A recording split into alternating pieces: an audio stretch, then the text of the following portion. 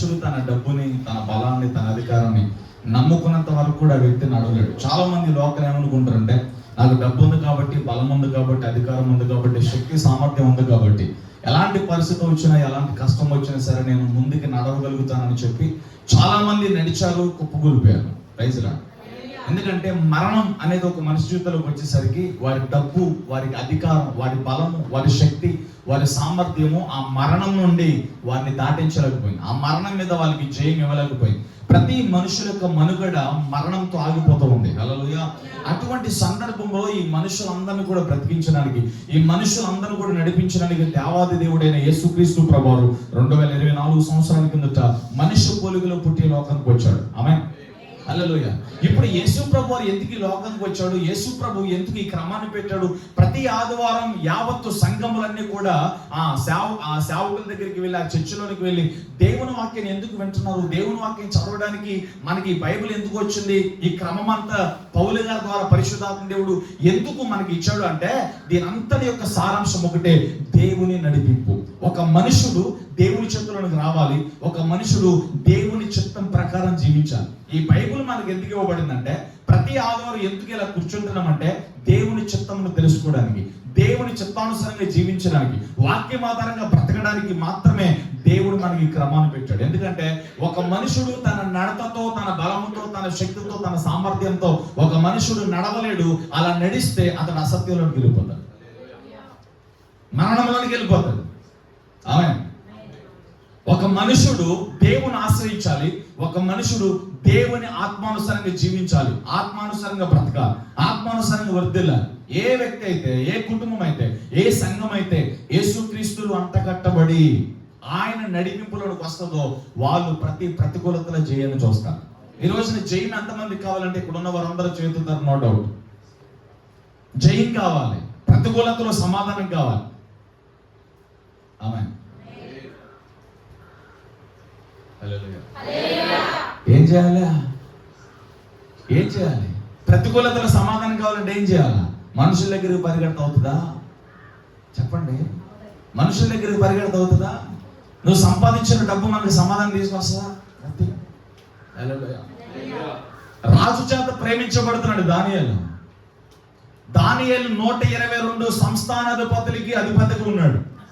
122 మంది సంస్థాధిపతులు దానియేలుని చంపాలని, దానియేలుకు కీడు చేయాలని, దానియేలు మీద నేరాలు మోపాలని చాలా రకాల ప్రయత్నాలు చేశారు. కానీ దానియేలు మీద నింద మోపలేకపోయారు, నేరం మోపలేకపోయారు. దానియేలుని పాడు చేయడానికి, దానియేలు నాశనం చేయడానికి, దానియేలు జీవితంలో కీడు కలిగించడానికి 122 మంది సంస్థానాధిపతులు ప్లాన్ చేశారు. ఒక గదిలో కూర్చుని దానియేలుని చంపాలి అంటే, దానియేలు జీవితంలో కీడు చేయాలి అంటే, దానియేలు ఈ భూమి మీద లేకుండా చేయాలి అంటే ఒక భక్తి విషయంలోనే. అతడు దేవునికి తప్ప ఏ మనుషునికి భయపడ్డు. అతడు నీతిమంతుడు, యథార్థమంతుడు. దానియేలుని దెబ్బ కొట్టాలంటే భక్తులను కొట్టాలి. ఓ పని చేద్దాం అని చెప్పి మీటింగ్ పెట్టుకున్నారు. మీటింగ్ పెట్టుకున్న గదిలో కూర్చుని దానియేలుకి దేవుడు అంటే చాలా ఇష్టం. దానియేలు దేవుని సేవించకుండా ఉండలేడు, దానియేలు దేవుని ప్రేమించకుండా ఉండలేడు. దానియేలు బ్రతకడానికి కారణం దేవుడే. దేవుని ధర్మశాస్త్రం ఆధారంగా, దేవుని ఆత్మానుసారముగా, దేవుని వాక్యం ఆధారంగా దానియేలు బ్రతుకుతాడు. కాబట్టి తన భక్తి మీద దెబ్బకూడదామని 122 మంది సంస్థానాధిపతులు ఒక గదిలో కూర్చొని ఒక ప్లాన్ చేశారు. ఏంటంటే, దానియేలు దేవునికి తప్ప మనుషులకు మొక్కడం, దానియేలు దేవునికి తప్ప మనుషులకు ప్రార్థన చేయడు. కాబట్టి దానియేలుని భూమి మీద లేకుండా చేయాలి అంటే మనం ఒకటి చేద్దాం, రాజును మాత్రమే సేవించాలి, రాజును మాత్రమే పూజించాలి, రాజును మాత్రమే ఆరాధించాలి, రాజును మాత్రమే సేవించాలి. వారి దేవుళ్ళను, దేవతలను ప్రార్థించిన, పూజించిన వారికి సాగిలి పడిన వారు మరణ శిక్ష పొందాలి, వాళ్ళు సింహాల గుహలోనికి వెళ్ళాలి. రాజు దగ్గరకు వచ్చారు 122 మంది సంస్థానాధిపతులు. రాజు దగ్గరకు వచ్చి ఆమోదం రాశారు. రాజు ఉంగరము చేత ముద్ర వేయబడింది, అమల్లోనికి వచ్చింది. హల్లెలూయా. ఎవరికో వారు వారి బలాన్ని, వారి శక్తిని విడిచిపెట్టి, హల్లెలూయా, వారి దేవుణ్ణి, వారి దేవతలను, వారి ఆచారాలన్నింటిని పక్కన పెట్టి ఆ సంస్థానాధిపతులు ఉన్న మనుషులందరూ, ఆ రాజ్యంలో ఉన్న మనుషులందరూ, ప్రభువులందరూ, గొప్పవారందరూ కూడా రాజు ముందు సాగిలు పడుతూ ఉంటే, అదే రీతిగా దానియేలు కూడా వారితో పాటు కలిసి జీవిస్తున్నాడు. కానీ దానియేలు వారిలో ప్రత్యేకంగా ఉన్నాడు.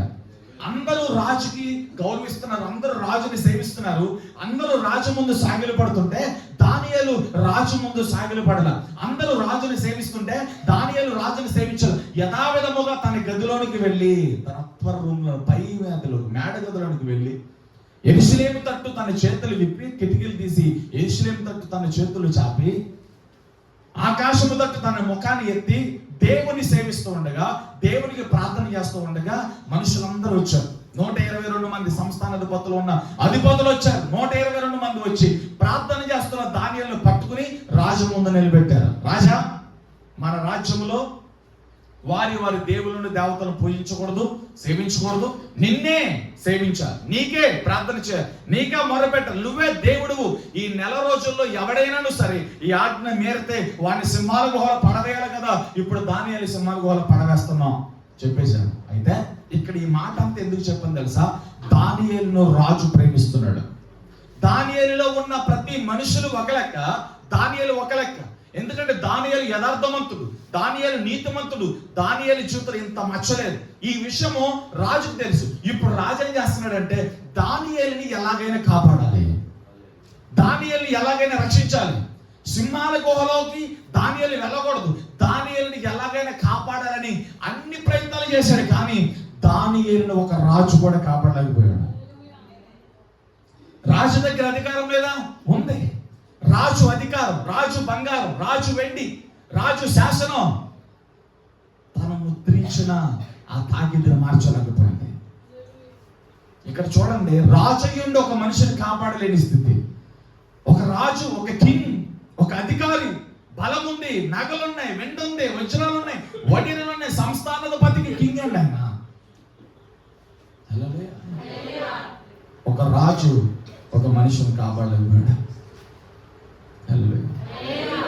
దానియేలు నీతి రాజుకు తెలుసు, దానియేలు యథార్థత రాజుకు తెలుసు.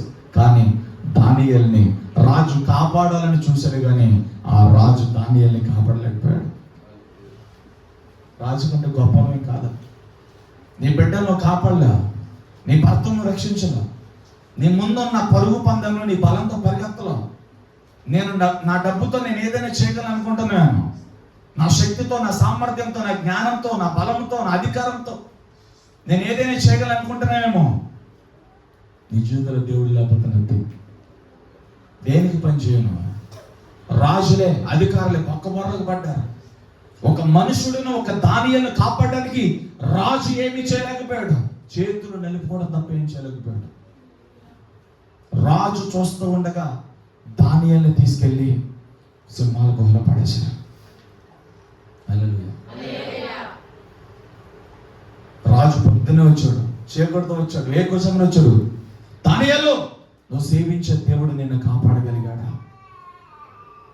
నేను రాజునై ఉండి, అధికారం ఉండి, బలం ఉండి, శక్తి ఉండి నేను కాపాడలేకపోయాను కదా. ఒక రాజుగా నేను కాపాడలేకపోవచ్చు. నువ్వు సేవించే దేవుడు ఉన్నాడు కదా, నువ్వు ఆరాధించే దేవుడు ఉన్నాడు కదా, నిన్ను ప్రతి నిత్యము నడిపించే దేవుడు ఉన్నాడు కదా, ప్రతి నిత్యము జ్ఞానం ఇచ్చే దేవుడు ఉన్నాడు కదా, ప్రతి నిత్యము బ్రతికించే దేవుడు ఉన్నాడు కదా. ఆ దేవుడు నిన్ను కాపాడగలిగాడా? నువ్వు చచ్చావా బ్రతికవ దానియేలు మాట్లాడు అని పైనుండి రాజు పిలుస్తుంటే కింద సింహాల గుహలో నుండి దానియేలు ప్రత్యుత్తరం ఇస్తున్నాడు. రాజా చిరంజీవగుగాక. నేను ప్రార్థన చేసిన దేవుడు, నేను సేవించిన దేవుడు, నేను ఆరాధించిన దేవుడు నన్ను బ్రతికించాడు. ఈ సింహాలు నన్ను ముట్టలేకపోయినాయి. ఎందుకు ఇదంతా చెప్పని తెలుసా?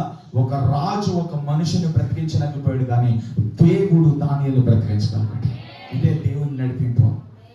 దేవుని నడిపింపు ఏ వ్యక్తి జీవితంలో ఉంటుందో, ఏ మనుషుడి జీవితంలో ఉంటుందో, ఆ మనుషుల ముందు శత్రువు ఎంత గొప్పోడైనా, అధికారి ఎలాంటోడైనా, ఎలాంటి రాజే కావచ్చు, ఈ భూరాజులందరూ ఏకమైన నిన్ను నడిపించండి యేసు ప్రభు అయితే ఈ భూరాజులందరూ నీ ముందు సాగిలపడాల్సిందే. ఈ లోక అధికారులను ఆయన ముందు సాగిలపడాల్సిందే.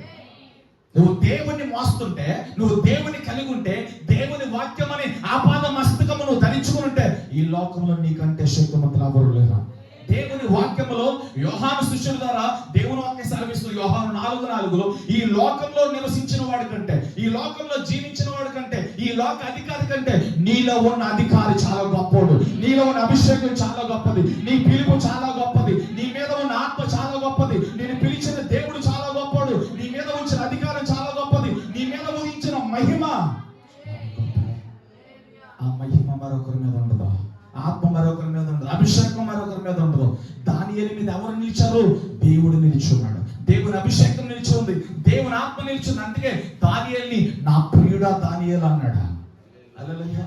చరిత్రలే చెప్పాలి, గట్టిగా చెప్పాలి. దానియేలు గ్రంథం 6వ అధ్యాయం 11వ వచనం, 12వ వచనం, 13వ వచనం మీరు చదువుకున్నట్లయితే కుట్ర పన్ని దానియేలుని సింహాల గోల పడేశారు.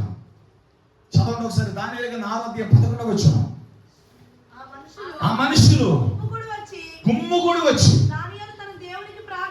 దానియేలు తన దేవునికి ప్రార్థన చేయుట, ఆయన బ్రతిమలాడుకొనుటయు చూచి రాజ సముఖమునకు వచ్చి శాసన విషయమును బట్టి రాజా 30 దినముల వరకు నీకు తప్ప, అది ఇంటికి చదువుకుని ఏ దేవునికి మొక్కకూడదు, సేవించకూడదు అన్నది కదా.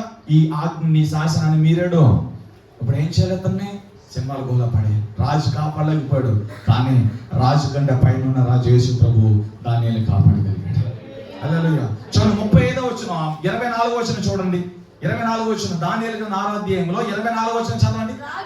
రాజా ఆజ్ఞగా దానియేలు మీద నిందలు మోపిన మనుషులు వారు తోడుకుని వచ్చి, హల్లెలూయా, దానియేలు మీదకి ఏ మనుషులైతే నిందలు మోపారో, ఎవరైతే దానియేలు చంపాలనుకున్నారో ఇప్పుడు వాళ్ళందరూ వెళ్ళిపోయారు దిమ్మాలో. మీరు అధ్యాయంలో చివరి మాట చదువుకుంటే దానియేలు అంతకంతకు దర్యావేషు రాజు ముందు దానియేలు అంతకంతకు వర్ధిల్లుతూ వచ్చినని రాయబడింది. హల్లెలూయా. దానియేలు ఎందుకు వర్ధిల్లాడు? ఆ రెఫరెన్స్ ఎక్కడ ఉంది? ఎన్నో వచనం? 28వ వచనం చూడండి అందరూ. దానియేలు దర్యావేషు ప్రభుత్వ కాలమందు, పారసీకుల కోరిషుల కాలమందు వర్ధిల్లెను. హల్లెలూయా.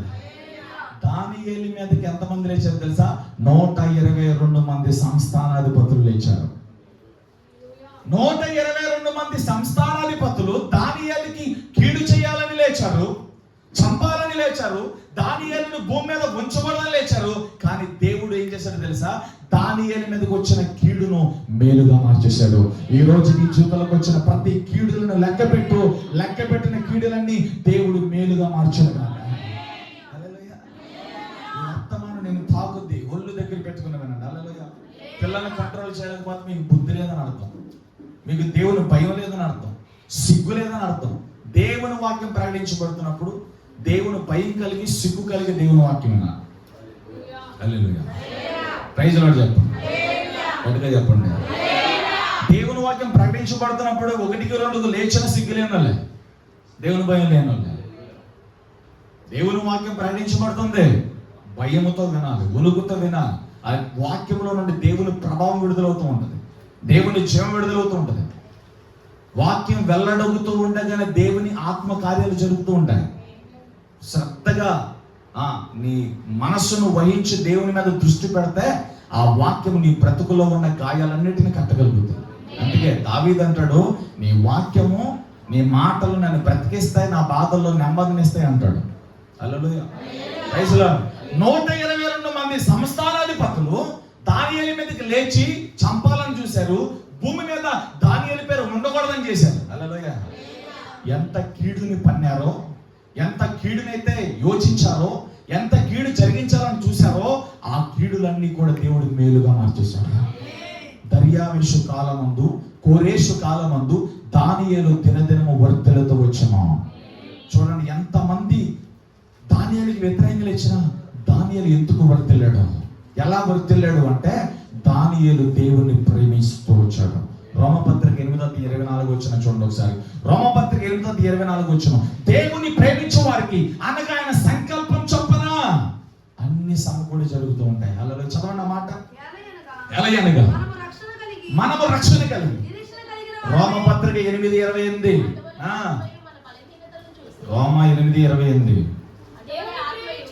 దేవుని ఒళ్ళు దగ్గర పెట్టుకుని చూడుతున్నామా. దేవుణ్ణి ప్రేమించే వారికి అనగా ఆయన సంకల్పం చొప్పున పిలువబడిన వారికి మేలు కలుగుటకై. హల్లెలూయా. దేవుని ప్రేమించే వారికి ఏం కలుగుతున్నాయి? అన్ని సమకూడ జరుగుతున్నాయి. దానియేలు దేవుని ప్రేమిస్తున్నాడు కనుక దానియేలుకి వ్యతిరేకంగా ఎంతమంది లేచినా దేవుడు తన చిత్తానుసారంగా అన్ని సమకూడ జరిగించుకుంటూ వచ్చాడు. దేవునికి తెలుసు దానియేలుని వీళ్ళందరూ కూడా పగబట్టేశారు, సింహాల గుహలో పడేస్తారు. వీళ్ళు దానియేలు సింహాల బోన్లోకి తోయక ముందే దేవుడు సింహాలను తాకాడు, సింహాలకు ఆజ్ఞించాడు. సింహాలు దానియేలు ముట్టలేకపోయింది. ఎందుకని?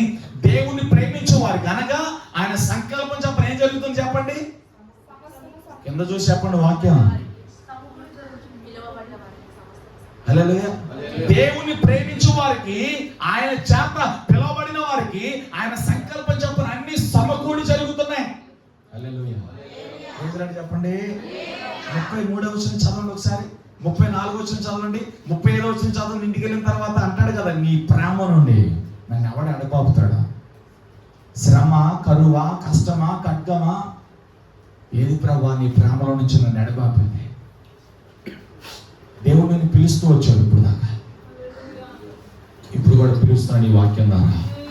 దేవుని నడిపింపగలగరా? దేవుని అభిషేకం చాలా శ్రేష్టమైంది, దేవుని అధికారం చాలా శ్రేష్టమైంది. నువ్వు సంపాదించిన ఏది నీతో ఉండదు, కానీ నువ్వు పొందుకున్న అభిషేకం నేను జీవింపజేస్తుంది. హల్లెలూయా. దానియేలుని అధికారం బ్రతికించలేకపోయింది, దానియేలుని ఒక రాజు బ్రతికించలేకపోయాడు. ఏ రాజు అయితే మరణ వార్తను ఉంగరంతో ముద్రించాడు, తాకీదు రిలీజ్ చేశాడు, ఆ శాసనాన్ని రిలీజ్ చేశాడు, ఆ శాసనాన్ని ఆ రాజు క్యాన్సిల్ చేయలేకపోయాడు, దాన్ని ఆపలేకపోయాడు.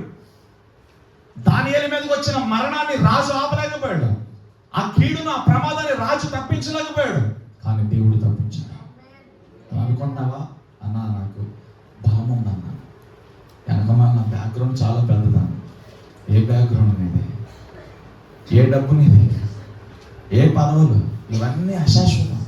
అసలు ఈ లోకం అంత కాదు, ఈ లోకంలో ఏది శాశ్వతం కాదు. అందుకే ఈ లోకంలో మనం ఏమి తాలి ఇక్కడ నుంచి ఏమి తీసుకుని పోలేము. హల్లెలూయా. దేవుని నడిపింపు, ఈ లోకంలో ఏ వ్యక్తి అయితే దేవుని నడిపింపగలుగుతాడో ఆ వ్యక్తి ధన్యుడు అంటే. హల్లెలూయా. పౌలు అంటాడు కదా, నీ ప్రేమలో నుండి నన్ను ఎడబాపే కావాలి, ఈ సన్నిధి నుంచి నన్ను త్రోసివేసేది ఎవరు? కరువు, వస్త్రహీనత, చాలా రాస్తాడు అక్కడ. చూడండి ఒకసారి 24 వచ్చిన 35 వచ్చిన చూడండి ఒకసారి. రామపత్రిక 8:35 వచ్చిన, క్రీస్తు ప్రేమలో నుండి నన్ను ఎడబాపు వాడెవడు? శ్రమ అయినను, బాధ అయినను, హింస అయినను, కరువైనను, వస్త్రహీనత అయినను, ఉపద్రవమైనను, ఖడ్గమైనను మనల్ని ఎడబాపేది ఎవడో. హల్లెలూయా. నువ్వు దేవుని చేతిలో ఉంటే ఏ శత్రువు నిన్ను దేవుని చేతుల నుంచి బయటికి తీసుకురాలేడు. నీకు ఎన్ని అప్పులైనా ఉండొచ్చు, ఆ అప్పులు నేను నాశనం చేయడం. నీకు ఎన్ని రోగాలు వచ్చాను, దేవుని చేతులు నీ ప్రాణం ఉన్నంత వరకు నీకు ఏ కీడు రాదండి. హల్లెలూయా. యోబు దేవుని చేతిలో ఉండగా, యోసేపు దేవుని చేతిలో ఉండగా, దానియేలు దేవుని చేతిలో ఉండగా, దావీదు దేవుని చేతిలో ఉండగా, యాకోబు దేవుని చేతిలో ఉండగా ఎంతమంది పోరాటాలు. హల్లెలూయా. Praise the lord. దేవుని నడిపింపు చాలా అద్భుతమైన నడిపింపు. దేవుడు ఎలాంటి ప్రతికూలతలైనా నడిపిస్తాడు, ఎలాంటి కష్టములైనా నడిపిస్తాడు. మొదటి రాజుల గ్రంథం 17వ అధ్యాయం కనుక మనం పరిశీలన చేసినట్లయితే అగ్ని ప్రవక్త కనబడతాడు, ఏలియా. హల్లెలూయా. మొదటి రాజుల గ్రంథం 17వ అధ్యాయంలో అంటాడు కదా, నేనే దైవజనుడైతే నేను అమర సన్నిధిన నిలిచుదును. హల్లెలూయా. యెహోవా జీవము తోడు అంటాడు, నేను దేవుని ప్రవక్తను అంటాడు. అహాబరాజు దగ్గరికి, యెజబెల్ దగ్గరికి వెళ్ళి ప్రకటన చేస్తాడు, ఇదిగో మీరు ఈ పట్టణంలో, ఈ ప్రాంతంలో జరిగించుతున్న విగ్రహారాధన బట్టి, మీరు జరిగిస్తున్న పాపాన్ని బట్టి దేవుని ఉగ్రత ఈ ప్రాంతానికి దిగొస్తుంది. 3.5 సంవత్సరాలు వినాలా, 3.5 సంవత్సరాలు మంచైనను వర్షమైనను పడవు. 3.5 సంవత్సరాలు భయంకరమైన కరువు ప్రకటిస్తున్నారు. కరువు ప్రకటించాడు. హల్లెలూయా. కరువు ప్రకటించాడు. అద్భుతమైన నడిపింపు, ఏలియా నడిపింపు. ఇప్పటిదాకా దానియేలు నడిపింపు చూసాం. దానియేలుని మరణకరమైన పరిస్థితి నుంచి రాజు కాపాడలేకపోయాడు, కానీ తన నడిపింపు, తను ఏ దేవుని యందు విశ్వాసం ఉంచాడో, ఆ దేవుడు ఏ దేవుని సేవించాడో ఆ దేవుడు దానియేలుని కాపాడగలిగాడు. ఆ రాజ్యంలో దానియేలుని వర్ధిల్లింపజేశాడు దేవుడు. దర్యావేషు కాలంలో, కోరేషు కాలంలో దానియేలు వర్ధిల్లాడు. ఇప్పుడు ఏలియాను కూడా చూద్దామా. ఏలియా ప్రకటించాడు, కరువు వస్తుంది, 3.5 సంవత్సరాలు మంచైనను వర్షమైనను పడదన్నాడు. హల్లెలూయా. ప్రజలందరూ ఇబ్బంది పడుతున్నారు. ఏలియా దేవుని చేతిలో ఉన్నాడు. ఏలియా దేవునికి ప్రార్థన చేశాడు, ప్రభువా ఈ కరువు ఇప్పుడు నన్ను ఎలా పోషిస్తాను, ఈ కరువులో నన్ను ఎలా నడిపిస్తాను, ఈ కరువులో నన్ను ఎలా వాడుకుంటావు, ఈ ప్రతికూలత సమయం సమయాల్లో నన్ను ఎలా వాడుకుంటావు అంటే, దేవుడు ఏలియాతో మాట్లాడాడు, కేరూతు వాగు దగ్గర నువ్వు ఉండు, కేరూతు నీళ్లు నువ్వు తాగు, నేను కాకోలమ్మలను వాడుకొని నీకు ప్రతిరోజు ఆహారం తీసుకొస్తాను. 17వ అధ్యాయంలో మనకి చూస్తాం. మొదటి వచనం నుంచి మనం చదువుకుంటూ వస్తే 7వ వచనం వరకు కూడా ఈ మాటలు మనకు కనబడతాయి. హల్లెలూయా. 7వ వచనం వరకు కేరూతు వాగు దగ్గర ఏలియా నివసిస్తూ ఉన్నాడు. ప్రతిరోజు కాకోలమ్మలను దేవుని ఆజ్ఞగా అవి శ్రేష్టమైన ఆహారం తీసుకొచ్చి ఏలియాకి ఇచ్చేస్తూ ఉంది. ఇలా సంవత్సరం జరిగిందండి. సంవత్సరం జరిగింది. హల్లెలూయా. సంవత్సరం తర్వాత అక్కడ జరిగిందంటే తెలుసా, కేరూతు వాగు ఎండిపోయింది. వర్షం లేదు, మంచు లేదు, ఇంకా నీళ్ళు ఎక్కడి నుంచి వస్తా? కేరూతు వాగు ఎండిపోయింది. దేవుడికి ప్రార్థన చేస్తూ వచ్చాడు, ప్రభా కేరూతు వాగు ఎండిపోతూ వచ్చింది, ఇప్పుడు నన్ను ఏం చేయమంటావు? హల్లెలూయా. నువ్వు అక్కడి నుంచి స్ట్రైట్ గా సారైపోతు అనే గ్రామానికి నువ్వు వెళ్ళాలన్నాడు. హల్లెలూయా. చూడండి, నడిపింపుల నుంచి కొన్ని పాఠాలు మనం నేర్చుకుంటాం. ఏలియాని దేవుడు నడిపిస్తున్నప్పుడు సంవత్సర కాలము ఏలియాని దేవుడు పోషించుకుంటూ వచ్చాడు. దేవుడికి తెలుసు నీరు ఎండిపోతుంది, వాగు ఎండిపోతుంది, ఏలియాని ఇక్కడి నుంచి వేరొక చోటకి పంపించాలి. దేవుడికి తెలుసు. ఏలియా అడగక ముందే ఏలియా ఎడల దేవుడు ఒక ఉద్దేశాన్ని కలిగి ఉన్నాడు. హల్లెలూయా. ఇందాక చూసాం దానియేలు జీవితంలో ఏలియా దానియేలుని దేవుడు నడిపిస్తున్నప్పుడు ఆ రాజ్యంలో వర్ధిల్లాడు. తన జీవితంలోకి వచ్చిన కీడును మేలుగా మార్చేశాడు. ఇప్పుడు ఏలియా జీవితంలో కూడా ఎలా ప్రూవ్ అయింది చూద్దాం. హల్లెలూయా. ఇప్పుడు ఏలియా అడుగుతున్నాడు, ప్రభా ఇప్పుడు నేనేం చేయను? నువ్వు వెంటనే కేరూతు వాగు దగ్గర నుంచి ఎక్కడికి వెళ్ళతో సారేపతికి వెళ్ళాలి. ఇక్కడ ఒక మాట చెప్పాలి, అసలు కాకిని ఎవడన్నా లైక్ చేస్తాడండి? అన్ని పక్షులు పెంచుకుంటాడు కానీ కాకి ఎవరికి నచ్చదు. దేవుడు చూడండి, విలువలేని పక్షి, ఎన్నిక లేని పక్షి, అందరి చేత తృణీకరించబడి, తిట్టబడి, ద్వేషించబడి, దూషించబడే పక్షి ఏదైనా ఉందంటే అది కాకే. ఏకాకిని అంటాం కదా, ఏకాకి అంటే అందరూ వదిలేసిన కాకిలు మనం. హల్లెలూయా. ఏ కాకి మనం? ఏకాక. హల్లెలూయా. ఏకాక అని చెప్పి నువ్వు అంటే కుదరదు. ఏకాకి దేవుని కాకి నువ్వు, ఏకాకి కాదు, దేవుడు నీకు తోడుగా ఉన్నాడు. హల్లెలూయా. యుగ సమాప్తి వరకు సదాకాలం మీతో ఉన్నాను. ఎప్పుడు విశ్వాసం చేత బ్రతకాలి. మన వెనక మన పక్కన చూస్తే ఏమీ ఉండదు. విశ్వాసము కావలసిన స్టామినా బలాన్ని తీసుకొస్తుంది. మన ముందు ఉన్న యాత్రలో పరిగెత్తాలి. ఏదేమని వెనక్కి చూడకూడదు, వెనకడి వేయకూడదు, ముందుగా పరిగెత్తాలి అనే ఆ ఆలోచన, ఆ బలం, ఆ తృష్ణత మనలోకి తీసుకొచ్చేది విశ్వాసం. అందుకే విశ్వాసంతో మనం ముందుకెళ్ళాలి. హల్లెలూయా. అందుకే ఏకాకి కాదు నువ్వు, దేవుని కాకి నువ్వు. హల్లెలూయా. చెప్పండి, ఏ కాకివి? దేవుని కాకివే. కాకును వాడుకున్నాడు దేవుడు. కాకును వాడుకుంటాడు ఏంటంటే, పౌరుని వాడుకోవచ్చు. ఎంత బాగుంటుంది పౌరు. చిలక చూడు, ముక్కు చక్కగా ఎర్రగా ఉంటుంది, అదంతా పచ్చకొని ఎంత బాగుంటుంది. పికాకును వాడుకోవచ్చు కదా, అది పురుగు ఇప్పిందంటే ఎంత అందంగా ఉంటుంది. అందమైనవి, అందరి చేత పొగడబడేవి, అందరి చేత ఆకర్షించబడే పక్షులు దేవుడు ఎన్నుకోలే. తృణీకరించబడి, తిరస్కరించబడి, ఎవరికి నచ్చనిదాన్ని దేవుడు వాడుకున్నాడు. అది ఎంత కక్కుర్తి పక్షి అండి. పిల్లోడి చేతిలో చాక్లెట్ నెత్తి మీద తన్ని పిల్లోడి చేతిలో ఉన్న చాక్లెట్ ఎత్తుకెళ్ళిపోతాయి. అలాంటి కాకి తీసుకొచ్చి మాంసము ముద్దను తీసుకొచ్చిందంటే ఎంత గ్రేట్ అండి అది. దేవుడు సెలవివ్వగా దేవుడు ఏలియాని ఎలా నడిపించాడు చూడండి. కరువు కాకిని వాడుకుని హల్లెలూయా మాంసము ముద్దను తీసుకొచ్చాడు. ప్రతిరోజు కాకులు వచ్చి ఏలియాకి ఆహారం ఇస్తూ ఉండేవి. కేరూతు వాగు నీటి తాగుతున్నాడు, ఆహారం తింటున్నాడు. సంవత్సరం గడిచిపోయింది. ఇప్పుడు ఎక్కడికి వెళ్ళాలి ప్రభు? సారేపతికి వెళ్ళాలా? హల్లెలూయా. సారేపతికి వెళ్తే అక్కడ ఒక విధవరాలు కనబడుతుంది. ఆవిడ దగ్గరికి నువ్వు వెళ్ళాలి. దేవుడు డైరెక్షన్, దేవుడు నడిపించి చూడండి. హల్లెలూయా. ఇందాకేమో కీడుని మేలుగా మార్చాడు, ఇప్పుడు ఏలియాని కరువులో పోషిస్తున్నాడు. దేవుని నడిపింపు ఇందాక కీడుని మేలుగా మార్చేసింది, మరణాన్ని జీవంతో మార్చేసింది, మరణాన్ని జీవంగా మార్చేసింది. హల్లెలూయా. దానియేలు జీవితంలో మరణము జీవంగా మారింది. ఏలియా జీవితంలో చూడనప్పుడు కరువులో పోషణ, కరువులో అద్భుతమైన, దాన్ని ఏమంటారు, కేరింగ్ అంటారు కదా, దాన్ని ఏమంటారు తెలుగులో, శ్రద్ధ. ఏలియా పట్ల దేవుని నడిపింపు ఎంత శ్రద్ధతో ఉందో చూడండి. ఆహార విషయంలో, నీటి విషయంలో, ముందుకు వెళ్లాల్సిన విషయంలో, ముందుకు తీసుకెళ్లాల్సిన విషయంలో, నడిపింపులో దేవుడు ఎక్కడా కూడా కాంప్రమైజ్ కాల. ఏలియాని పోషించట్లో. హల్లెలూయా. సారేపతికి వెళ్ళారు. దేవుడు చెప్పాడు, అక్కడ ఒక విధవరాలు కనబడుతుంది, ఒక బిడ్డ కనబడతాడు, వాళ్ళు పొలాలు ఏరుకుంటూ ఉంటారు, వాళ్ళ దగ్గరికి వెళ్ళి నేను చూసుకుంటానండి. హల్లెలూయా. వెళ్తూ ఉండగా దేవుడు చెప్పినట్లుగానే పొలాలు ఏరుకుంటూ ఒక లేడీ కనపడింది, ఒక విధవరాలు కనపడింది, భర్త లేని స్త్రీ, ఒక బిడ్డ, ఇద్దరు కూడా పొలాలు ఏరుకుంటున్నారు. హల్లెలూయా. ఏలే గారికి డౌట్ వచ్చి నీళ్ళ కాదా పరీక్ష చేద్దాం, దేవుడు చెప్పు నీళ్ళ కాదా అనుకుని ఒక గ్లాసు మంచినీళ్ళు ఎత్తావా అని అడిగాను. ఎవరు? ఏలియా గారు. అలాగే నేను ఇస్తానని చెప్పి అడవుల నుంచి ఊరికి బయలుదేరుతుంది. హల్లెలూయా. అడవుల నుంచి ఊర్లోకి వెళ్ళాలని అడ్డం పడితే కేరుతు వాగి ఎండిపోయిందంటే ఇంకా బావిలో, కాలువల్లో, పిల్ల కాలువల్లో నీళ్ళుంటాయా? నూతుల్లో నీళ్ళుంటాయా? కేరుతు వాగు చాలా శ్రేష్టమైన వాగు, చాలా లోతు కలిగిన వాగు, అదే ఎండిపోయిందంటే ఇప్పుడు ఏలియా గారికి గ్లాసులు మంచినీళ్ళు కావాలంటే ఎక్కడికి వెళ్ళాలా? తన ఇంట్లోకి వెళ్ళి బిందులో తీసుకురావాలి. హల్లెలూయా. నిజంగా నీటి కోసం ఏలియా అడగల, దేవుడు నియమించిన వాళ్ళు వీళ్ళ కాదా అని టెస్ట్ చేయడానికి అడిగారు. వెంటనే ఆవిడ, అయ్యా ఇక్కడ ఉన్నాను, వెళ్ళి తీసుకొస్తానండి. ఆ వద్దులే అమ్మ, పర్లేదు. హల్లెలూయా. చూడండి, అక్కడ ఫస్ట్ మాట అడుగుతాడు, ఏముంది నీ దగ్గర? ఏముంది నీ దగ్గర అడిగితే ఆ బిడ్డ చెప్పుద్ది, అయ్యా ఇప్పుడు దాకా తొట్టులో ఉన్న పిండి, బుడ్డిలో ఉన్న నూనెతో ఇప్పుడు దాకా బ్రతికాం, ఇంకా నా దగ్గర ప్రస్తుతానికి ఏముందంటే పిడికిలి పిండి ఉంది, అంటే పట్టినంత పిండి ఉంది. నా తొట్టిలో కొద్దిగా పిండి, నా బుడ్డిలో కొద్దిగా నూనె ఉంది.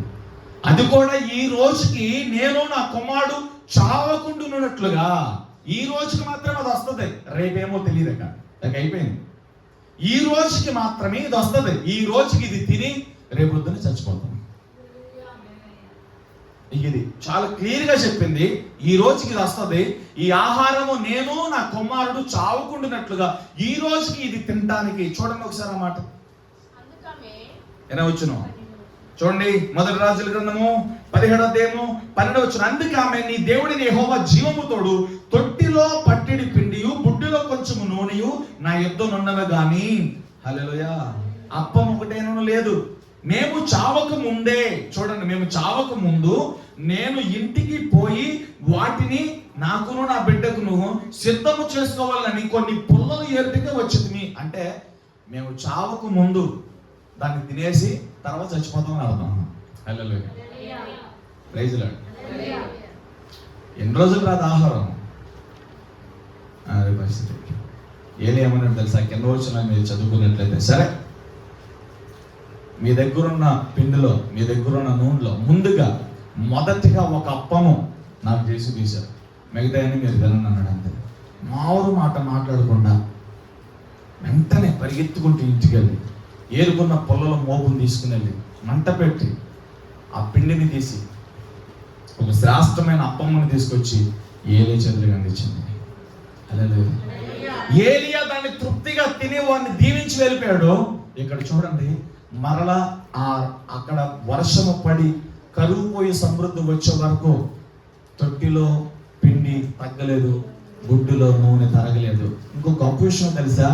ఆవిడ కొడుకు మాత్రమే కాదు, ఆవిడ ఇంటి వారందరికీ కూడా భోజనం పెట్టారు. చప్పడగొట్టడం కోసం.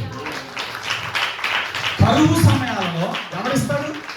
ఆవిడ మాత్రమే కాదు, ఆవిడ కొడుకు మాత్రమే కాదు, ఆవిడ కొడుకుతో పాటు తన కుటుంబ సభ్యులందరికీ, తన రక్త సంబంధికులందరికీ అప్పములు ఇవ్వగలిగింది. ఎందుకు ఇవ్వగలిగింది?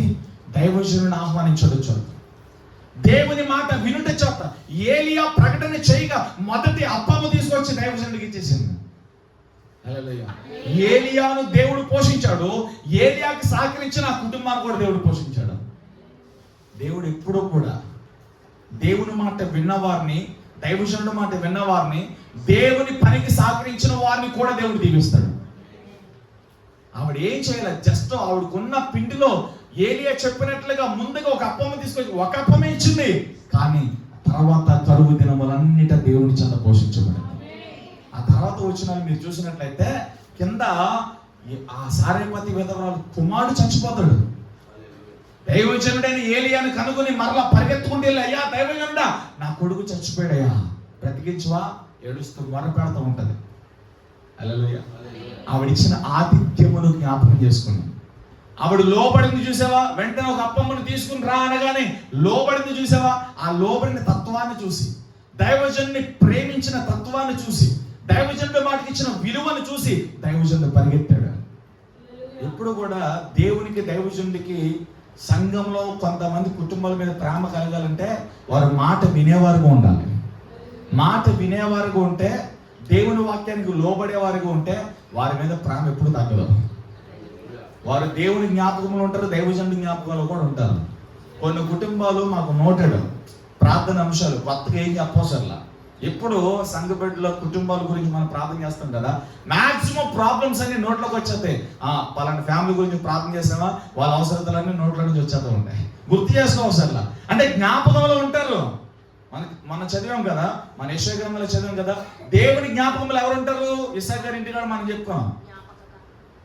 యెహోవా జ్ఞాపక గ్రంథాలు ఎవరు ఉంటారు? దేవుని కంతుష్టులు ఎవరు జ్ఞాపకం ఉంటారు? విజ్ఞాపనకర్తలు, దేవుని ప్రేమించేవారు, దేవుని సేవించేవారు, వాక్యం ఆధారంగా బ్రతికే వారే దేవుని జ్ఞాపకంలో ఉంటారు. ఇప్పుడు చూడండి, ఈ సారేపతి విధవరాలు కుమారుడిని పోగొట్టుకుని దైవజనుడైన ఏలియాని కనుగొని దైవజనుడైన ఏలియా దగ్గరికి వచ్చిన వెంటనే దైవజనుడు పరిగెత్తుకుని వచ్చాడు. అమ్మ ఎందుకు అంత కనుమరుగొచ్చు, ఏమైంది? అయ్యా నా బిడ్డ చచ్చిపోయాడు. పరిగెత్తుకుంటే వెళ్ళాడు ఏలియా. హల్లెలూయా. దేవుని మాట నువ్వు వింటే దేవుడు పరిగెత్తుకుంటే నీ దగ్గరికి వస్తాడు. యేసయ్యా నా ప్రార్థన విను అంటే దేవుడు నీ ప్రార్థన వింటాడు. అయ్యా నాకు సహాయం చేయమంటే దేవుడు నీకు సహాయం చేస్తాడు. ఎప్పుడు? నువ్వు దేవుణ్ణి ప్రేమిస్తున్నప్పుడు, నువ్వు దేవుని అర్థం చేసుకోగలిగితే, నువ్వు దేవుని సేవిస్తే, దేవునికి వాల్యూ ఇస్తే, దేవునికి మర్యాద ఇస్తే, దేవునికి అవకాశం ఇస్తే, దేవునికి చోటు ఇస్తే, దేవుడు నీ జీవితంలోకి వస్తాడు. ఏలియా దగ్గరికి పరిగెత్తింది. దైవజనుడైన ఏలియా ఆవిడిచ్చిన ఆతిథ్యాన్ని జ్ఞాపకం చేసుకున్నాడు. లోబడిన తత్వాన్ని, తను తగ్గించుకు లోబడి తత్వాన్ని, వారికి లేకపోయిన పర్ల ముందు దైవజనుడికి తేవాలని ఆ మనసుని జ్ఞాపకం చేసుకున్నాడు. చెప్పిన వెంటనే ఆ మాట వెందు చూసావా, ఆ దాన్ని జ్ఞాపకం చేసుకున్నాడు. పరిగెత్తుకుంటూ వచ్చాడు ఏలియా సారేపతి గ్రామానికి. హల్లెలూయా. ఆ బిడ్డను తన చేతికి తీసుకుని సారేపతి ఇంట్లోనికి వెళ్ళి, హల్లెలూయా, ఆ స్త్రీ ఇంట్లోనికి వెళ్ళి ఒక గదిలో పెట్టి ప్రార్థన చేసి బ్రతికించాడు. తీసుకొచ్చి తల్లి ఇదిగో నీ బిడ్డ బ్రతికాడు, దేవుడు బ్రతికించాడని ఇచ్చేసాడు. వా, ఎంత శ్రేష్టమైన నడిపించాడు. ఏలియాను కరువు దినముల్లో దేవుడు పోషించాడు. ఏలియాకు సహకరించిన సారేపతి గ్రామంలో నా విధవరాలను దేవుడు పోషించాడు. చచ్చిపోయిన బిడ్డను కూడా బ్రతికించాడు. ఈ రెండు బాధ్యతలు మనం చేయాలి. దేవుని సంఘంలో మనం నాటబడినప్పుడు దేవుని నువ్వు ప్రేమించాలి. దైవజనుడు చేసే ఆ పనికి కూడా నువ్వు సహకరించాలి. దైవజనుడు మాటకు లోబడాలి. దైవజనుడు దేవుని మాటను ప్రకటిస్తాడు, దైవజనుడు దేవుని చిత్తాన్ని ప్రకటిస్తాడు, దానికి నువ్వు లోబడాలి. ఏలియా మాట వినిన వెంటనే ఏమెళ్ళింది? దేవుని ఆశీర్వాదం వెళ్ళింది. హల్లెలూయా. కొంతమంది అంటారు పొట్టు ఉంటుంది, కొంత పొట్టు ఈ గాలి ఇటేసింది అనుకో, ఇక్కడ కొంతమంది మాటలు అనుకో, ఆ మాటలే జ్ఞాపకం ఉంటాయి. మళ్ళీ కొంతకాలానికి మళ్ళీ గాలి ఇటేసింది అనుకో, మళ్ళీ ఈ పక్కకు వచ్చినప్పుడు మళ్ళీ ఈ పక్కన వాళ్ళు కొంతమంది చెప్తారు, ఈ మాటలే గుర్తుంటాయి. వీళ్ళకి స్థిరత్వం ఉండదు. వీళ్ళు దేవుని మీద ఆధారపడడం తెలియదు, దేవుని సన్నిధిలో ఒక ఆలోచన తీసుకోవడం తెలియదు, దేవుని కోసం ఎలా బ్రతకాలో తెలియదు. ఏది ఉపదేశం, ఏ ఉపదేశాన్ని మనం నమ్మాలి, ఏ ఆత్మానుసారంగా జీవించాలి, ఎలా బ్రతికితే మనకు క్షేమము, మనకి మేలు అన్నది ఉండదు. ఈ గాలి ఇటేసినప్పుడు ఇటు ఊగుతారు, ఎక్కలేని ప్రేమ ఒలకపోసేస్తారు. కొంతకాలం మళ్ళీ ఇటు మాడోసం వచ్చేస్తారు, ఇటు గాలి వస్తుంది, ఇటు వచ్చిన మళ్ళీ ఇటు ప్రేమ ఒలకపోసేస్తారు. ఎందుకు ఇది నిలువెచ్చని బ్రతుకు? ఇటు గాలి అటు ఊగమ్మ. హల్లెలూయా. పుట్టు భక్తి, గాలి భక్తి, ఎగిరిపోయే భక్తి మనకొద్దు. హల్లెలూయా. దేవునిలో ఖచ్చితంగా నాటబడాలి. వాక్యమును నువ్వు ఆధారం చేసుకుని మనిషిని ఆధారం చూడకు. వాక్యమును ఆధారం చేసుకుని నేను కదిల్చేవాడు ఎవడ లేడాక, దేవుని మీద విశ్వాసం వచ్చి నేను కదిల్చేవాడు ఎవడ లేడు. దేవుని ఆధారం చేసుకో. నీ జీవితంలోనికి ఎంతమంది వచ్చినా వాళ్ళందరూ చెదిరిపోతారు, కానీ నువ్వు ఆధారం చేసుకునే దేవుడు ఎప్పుడు నేను విడిచిపెట్టడం. ఏలియా దేవుణ్ణి నమ్మాడు, ఏలియా దేవుని మీద విశ్వాసం ఉంచాడు, ఏలియా దేవుని నడిపింపులో ఉన్నాడు. ఏలియాని దేవుడు ఎట్టి వెళ్ళమంటే వెళ్తున్నాడు. కరువులో ఏలియా నడిపించాడు. దానియేలు జీవితంలో మనం చూసాం. దానియేలు జీవితంలో వచ్చే కీడుని, మరణాన్ని దేవుడి జీవంగా మార్చాడు. ఏలియాని ఇప్పుడు ఏం చేశాడు చెప్పండి? ఏలియాని కరువులో పోషించాడు, కరువులో నడిపించాడు, కరువులో తన సేవకుని, తన బిడ్డను పస్తుంచాల దేవుడు. నువ్వెందుకు పస్తుంటావు? నువ్వేం పస్తావు? దేవుడు నీకు కావాల్సిన ప్రతి ఈవెన దేవుడికి తెలుస్తాడు.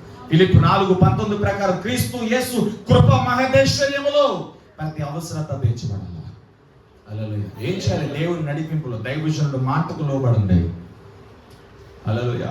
నీతిగా లేకపోతే ఇంకొక వేరే యాక్టివిటీ సహకరించాలి, ప్రార్థించాలి, గొప్పలు విప్పాలి, దేవుని పనికి సహకరించాలి. ఇది మహోన్నతుడైన దేవుని పని. దేవుని పనిలో నా భాగం ఉండాలి, దేవుని పనిలో నా కష్టం ఉండాలి, దేవుని పనిలో నా పరిచయం ఉండాలి, దేవుని పనిలో నా కన్నీరు ఉండాలి, దేవుని పనిలో నేను కూడా పాలుభాగస్తుని అవ్వాలి. దాని ద్వారా ఆశీర్వాదం వస్తుంది. కరువులో దైవజనుడికి అప్పం ఇచ్చిందంటే ఆ ఫలాన్ని చూసిందా లేదా చెప్పండి. కరువు పోయి వర్షము పడి సమృద్ధి వచ్చే వరకు కూడా సారేపతి గ్రామంలో ఆ విధవరాలు తన బిడ్డ తన కుటుంబ సభ్యులు దేవుడు పోషిస్తూనే వచ్చాడు. పోగొట్టుకునే బిడ్డను కూడా దేవుడు బ్రతికించాడు. ఒక గ్లాసుడు మంచినీళ్ళు ఎత్తే ఫలం పోగొట్టుకున్నాను. దేవుడు అన్యాయస్తుడా? దేవుడు న్యాయవంతుడు, దేవుడు యథార్థవంతుడు. నేను ముందే చెప్పా, నీతో ఉన్న వారందరూ విడిచిపెట్టినా దేవుడు ఎప్పుడు విడిచిపెట్టాడు. చేతులు తల్లి చెప్పండి. హల్లెలూయా. దానియేలు జీవితంలో దేవుని నడిపింపు మరణాన్ని జీవంగా మార్చేసింది. ఏలియా జీవితంలో దేవుని నడిపింపు శ్రమల్లో కరువుల్లో కూడా పోషించింది. హల్లెలూయా. 3.5 సంవత్సరాలు ఏలియా అద్భుతంగా పోషించబడ్డాడు. ఏలియాకి సహకరించిన వారందరూ కూడా పోషించబడ్డారు. దైవజనుని చేర్చుకున్న వారందరూ, ఏలియాని ఎవరైతే చేర్చుకున్నారో, ఎలీషాని ఎవరైతే చేర్చుకున్న వారందరూ కూడా దేవుడు పోషించాడు. దైవజనుడిని చేర్చుకున్నావా? దైవజనుని ఇంటికి పిలిచి భోజనం పెట్టావా? దైవజనుడితో ప్రార్థన చేయించుకున్నావా? హల్లెలూయా. దీవించబడతావు ఖచ్చితంగా. ఆమేన్. హల్లెలూయా చెప్పండి. 3.5 సంవత్సరాలు ఏలియాని దేవుడు పోషించాడు. 40 సంవత్సరాలు ఇశ్రాయేలు ప్రజలు దేవుడు పోషించాడు. ఐగుప్తి బానిసత్వంలో నుంచి బయటికి తీసుకొచ్చిన తర్వాత 20 లక్షల కాల్బలం ఇశ్రాయేలు ప్రజలు 40 సంవత్సరాలు దేవుడు పోషించాడు. వారి బట్టలు పాతికెళ్ళిపోకుండా, చెప్పులు అరిగిపోకుండా, మేఘస్తంభంగా, అగ్నిస్తంభంగా వారి జీవితంలో దేవుడు చాలా కార్యాలు చేసుకుంటూ వచ్చాడు. గొప్ప నడిపింపండి, అద్భుతంగా నడిపించాడు ఇశ్రాయేలు ప్రజలు. సనిగిన వారు గొనిగిన వారు మనం ఏం చేయలేం. దేవుని సేవించిన వారు, దేవుని అర్థం చేసుకున్న వారు అందరూ కూడా వాగ్దాన భూమి అయిన పాలు తేనె ప్రవహించి కనాను ప్రాంతాలు అడుగు పెట్టారండి. సనిగిన వారు గొనిగిన వారు అందరూ ఆగిపోయారు. అందుకే సనిగా వారంగా గొనిగి వారంగా 20 లక్షల కాల్బలం 40 సంవత్సరాలు దేవుడు అద్భుతంగా పోషించాడండి. హల్లెలూయా. అబ్రహాము దేవుడు పిలిచాడు. అబ్రహామా ఎక్కడున్నావు? ఊరు అనే ప్రాంతంలో ఉన్నాడు. హల్లెలూయా. తండ్రి ఇంట్లో ఉన్నాడు. అప్పుడు అబ్రహాం కావాలా? పిలిచాడు, అంతే. వచ్చేసాడు దేవుని నడిపింపులోకి. దేవుని చూడలా. నీ పేరేంటి, నీ అడ్రస్ ఏంటి, నువ్వే దేవుడు, నీదే కులము, నువ్వు ఎక్కడ ఉంటావు, ఏంటి సంగతే, ఏం అడగలా. దేవుణ్ణి చూడకపోయిన దేవుని స్వరమిని దేవుని నమ్మాడు. అందుకే మనం చదువుతాము విశ్వాస జాబితాలో అబ్రహాము దేవుని నమ్మాను, అది అతనికి నీతిగా ఎంచబడినని చదువుతాం. హల్లెలూయా. అబ్రహాము దేవుని ఆకారాన్ని చూడాల, అబ్రహాము దేవుని రూపాన్ని చూడాల, అబ్రహాము దేవుని స్వరం మాత్రమే విన్నాడు. స్వరమిని తన ఇంటిని విడిచిపెట్టి వచ్చేసాడు. వత్త అబ్రహాంతో పాటు లోతు కూడా వచ్చేసాడు. ఇద్దరు కలిసి. హల్లెలూయా. దేవుడు ఎక్కడ గుడారం ఏమంటే అక్కడ గుడారం వేసుకున్నాడు. అబ్రహాము జీవితకాలం అంతటిలో కూడా దేవుడు ఆశీర్వదించుకుంటూ వచ్చాడు. అంచెలంచెలకు ఆశీర్వదించుకుంటూ వచ్చాడు. దేవుని వాగ్దానాలు వచ్చిన అబ్రహాం జీవితంలోనికి నేను ఎవడైతే చేర్చుకుంటాడో, నేను ఎవడు దీవిస్తాడో వాళ్ళని దీవిస్తా. హల్లెలూయా. నేను ఎవడు శపిస్తాడో వాళ్ళని శపిస్తా. దేవుడు అబ్రహాముకి స్నేహితుడిగా మారిపోయాడు. దేవునికి అబ్రహాము స్నేహితుడిగా మారిపోయాడు. అద్భుతమైన నడిపింపు. అబ్రహాము దేవుని ప్రేమిస్తూ వచ్చాడు. మనం చదివాం కదా రోమపత్రిక 8:28లో ఆయన సంకల్పం చొప్పున పిలువబడిన వారందరికీ, దేవుని ప్రేమించే వారందరికీ అన్ని సమకూడి జరుగుతాయి. అబ్రహాముని దేవుడు నడిపిస్తూ వచ్చాడు. అబ్రహాము కొన్ని దినములకు ఎలా మారిపోయాడు తెలుసా? గొప్ప ధనవంతుడిగా మారిపోయాడు. హల్లెలూయా. ఒక స్థితికి వచ్చేసరికి అబ్రహాం ఎలా ఉన్నాడు తెలుసా? గొప్పగా దీవించబడ్డాడు, గొప్పగా ఆశీర్వదించబడ్డాడు. అబ్రహాం జీవితంలో ఎన్నో వేదన, పిచ్చోడలాగా నటించాల్సిన పరిస్థితి వచ్చింది. భార్యని చెల్లిగా చెప్పుకోవాల్సిన పరిస్థితి వచ్చింది. ఎన్ని ప్రతికూలతలు వచ్చినా, ఎలాంటి శత్రువులు వచ్చినా, ఎలాంటి రాజుల ముందు నిలబడినా అబ్రహాముని దేవుడు పోషించుకుంటూ వచ్చాడు. అబ్రహాముని దేవుడు బ్రతికించుకుంటూ వచ్చాడు. అబ్రహాము జీవితంలో దేవుడు తన చిత్తాన్ని జరిగించుకుంటూ వచ్చాడు. అలాగే ఈరోజు నీ సంగతి ఏంటి? నువ్వు దేవుడిని ప్రేమిస్తే అబ్రహాము జీవితంలో దేవుడు అబ్రహాముని దేవుడు ఎలా హెచ్చించాడో, అబ్రహాము దేవుడు ఎలా ఆశీర్వదించాడో, అబ్రహాముతో దేవుడు ఎలా నడిచాడో, అబ్రహాము నా స్నేహితుడని దేవుడు ఎలా పిలిచాడో, ఈ రోజు మనల్ని కూడా దేవుడు పిలుస్తున్నాడు, మీరు నా స్నేహితులు. మనం ఆయన స్నేహితులము. ఆత్మను పొందిన ప్రతి ఒక్కరు, ఆత్మానుసారంగా జీవించు ప్రతి ఒక్కరు, వాక్యం ఆధారంగా బ్రతికే ప్రతి ఒక్కరు దేవుని స్నేహితులు అవుతారు. సొదొమ గొమొర్ర వినాశనం జరిగేటప్పుడు అబ్రహాంకి ఎలా బయలుపరిచాడు, ఈ లోకంలో రాబోయే రోజుల్లో ఈ లోకం మీదకి వచ్చే విపత్తులు, ప్రకృతి వైపరీత్యాల గురించి ఆత్మపూర్ణులకు దేవుడు ముందుగానే బయలుపరుస్తాడు. ఆ రోజున అబ్రహాము సమయంలో దేవుని మాట వినిన వారందరూ దేవుని స్నేహితులు. ఈ రోజున దేవుని స్నేహితులు ఎవరో తెలుసా? ఆత్మపూర్ణలై దేవుని ఆత్మబలంతో కదిలే ప్రతి ఒక్కరు దేవుని స్నేహితులే. అందుకే లోక స్నేహం దేవునికి వైరం. నీకు తెలియకుండానే లోకంతో స్నేహం చేస్తే నీకు తెలియకుండానే దేవునికి శత్రువు అయిపోతే ఎనిమిగా మారిపోతావు. ఆత్మపూర్ణులందరూ దేవుని స్నేహితులు. ఆత్మపూర్ణులకి పరిశుద్ధాత్మను పొంది వాక్యం ఆధారంగా బ్రతికే వారికి జరగబోయే సంగతులను దేవుడు ముందుగానే బయలుపరుస్తాడు. హల్లెలూయా. ఎంత మటుకు వాక్యం కూర్చొని తెంగర మొహలేసుకుని చూస్తారా? మారు మనసు పొంది ఆత్మను పొందాలి. మంట మండాలి మనకి. వాక్యం చదువుతున్నప్పుడు, ప్రార్థన చేస్తున్నప్పుడు, ఉపవాసం ఉంటున్నప్పుడు దేవుని చిత్తం మనకి ఎగ్జాక్ట్గా తెలియాలి. దేని గురించి ప్రార్థన చేయాలి, దేనికోసం నేను ప్రయాసపడాలి, నేను చేయాల్సిన పని ఏంటి, వాట్ నెక్స్ట్ దేవుని అడిగితే చెప్తారు. చాలా మంది ప్రభా నీ చిత్తం బయలుపరిచే ప్రభు ఏం బయలుపరచగలగా? దేవుడు ఏ రోజుకి ఆ రోజు ఇస్తాడు. నీ జీవితకాలం అంతటికి అసలు నువ్వేం చేస్తావు ఏంటనేది ముందే దేవుడు బయలుపరచడు. ముందు నువ్వు దేవుని చిత్తాన్ని అడిగేటప్పుడు జాగ్రత్తగా గమనించాల్సిందేమో తెలుసా? ఇప్పుడు నువ్వేం చెయ్యాలో అదే చెప్తాడు దేవుడు.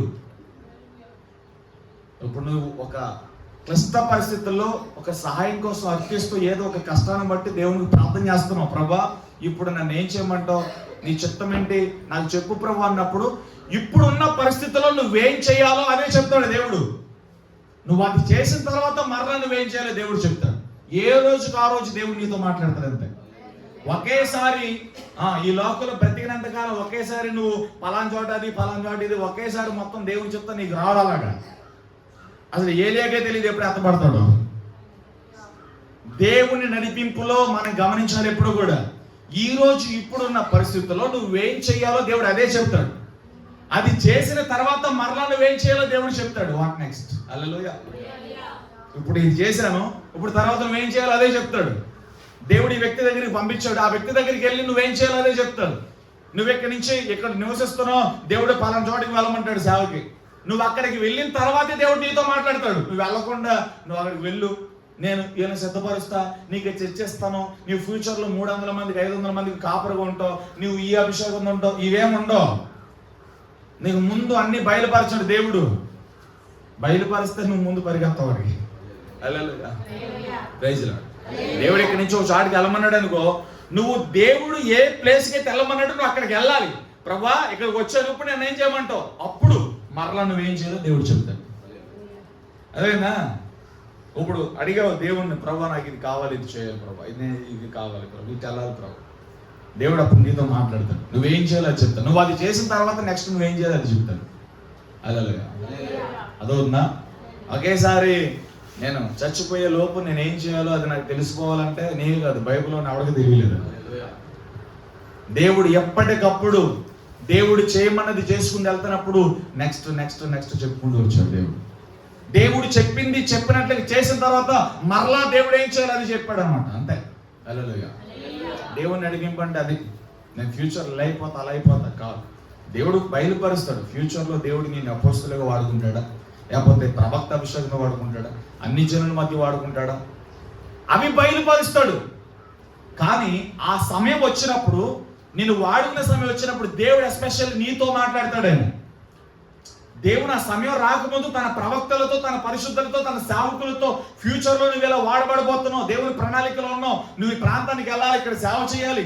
దేవుడి ఫ్యూచర్ గురించి తన నీతిమంతులతో, తన పరిశుద్ధులతో ముందు బయలుపరుస్తాడు. ఎందుకు అంటే దానికోసం నువ్వు సిద్ధపడి ప్రార్థన చేసుకుంటావని. హల్లెలూయా. ఆ సమయం వచ్చినప్పుడు దేవుడు వాడుకున్న టైం అంటే చూసావా, ఆ టైంకి స్పెసిఫిక్ గా దేవుడు నీతో మాట్లాడతాడు. నువ్వు ఏ చోటుకి వెళ్ళాలో దేవుడు మాట్లాడతాడు, ఎక్కడ గుడారం వేయాలో దేవుడు మాట్లాడతాడు, ఎక్కడ సేవ ప్రారంభించాలో దేవుడు మాట్లాడతాడు, ఏ పక్క నుంచి నువ్వు సేవ ప్రారంభించాలో దేవుడు మాట్లాడతాడు. హల్లెలూయా. నువ్వు ఇల్లు కట్టుకునేటప్పుడు, నువ్వు స్థలం కొనుక్కునేటప్పుడు ఎక్కడ స్థలం కొనుక్కోవాలో దేవుడు చెప్తాడు, ఎక్కడ ఇల్లు కట్టుకోవాలో దేవుడు చెప్తాడు. నువ్వు ఉద్యోగం చేసే పరిస్థితుల్లో బాగా చదువుకున్నావు, జాబ్ కోసం ప్రార్థన, ప్రభువా నీ చిత్తంలో నాకు జాబ్ ఎక్కడ రావాలి, ఏ పట్టణంలోకి నేను వెళ్ళాలి, ఏ ప్రాంతంలో నేను జాబ్ చేయాలి, దేవుడు ఆ పట్టణానికి ఆ ప్రాంతానికి పంపిస్తాడు. నీ జాబ్లో దేవునికి చిత్తం ఉంది, నీ వివాహంలో దేవునికి చిత్తం ఉంది, నీ ఎడ్యుకేషన్లో దేవునికి చిత్తం ఉంది, నువ్వు చేసే పనిలో దేవునికి చిత్తం ఉంది. వ్యర్థంగా ఏం లేదు, అన్నిటిలో దేవుని చిత్తం ఇమిడి ఉంది.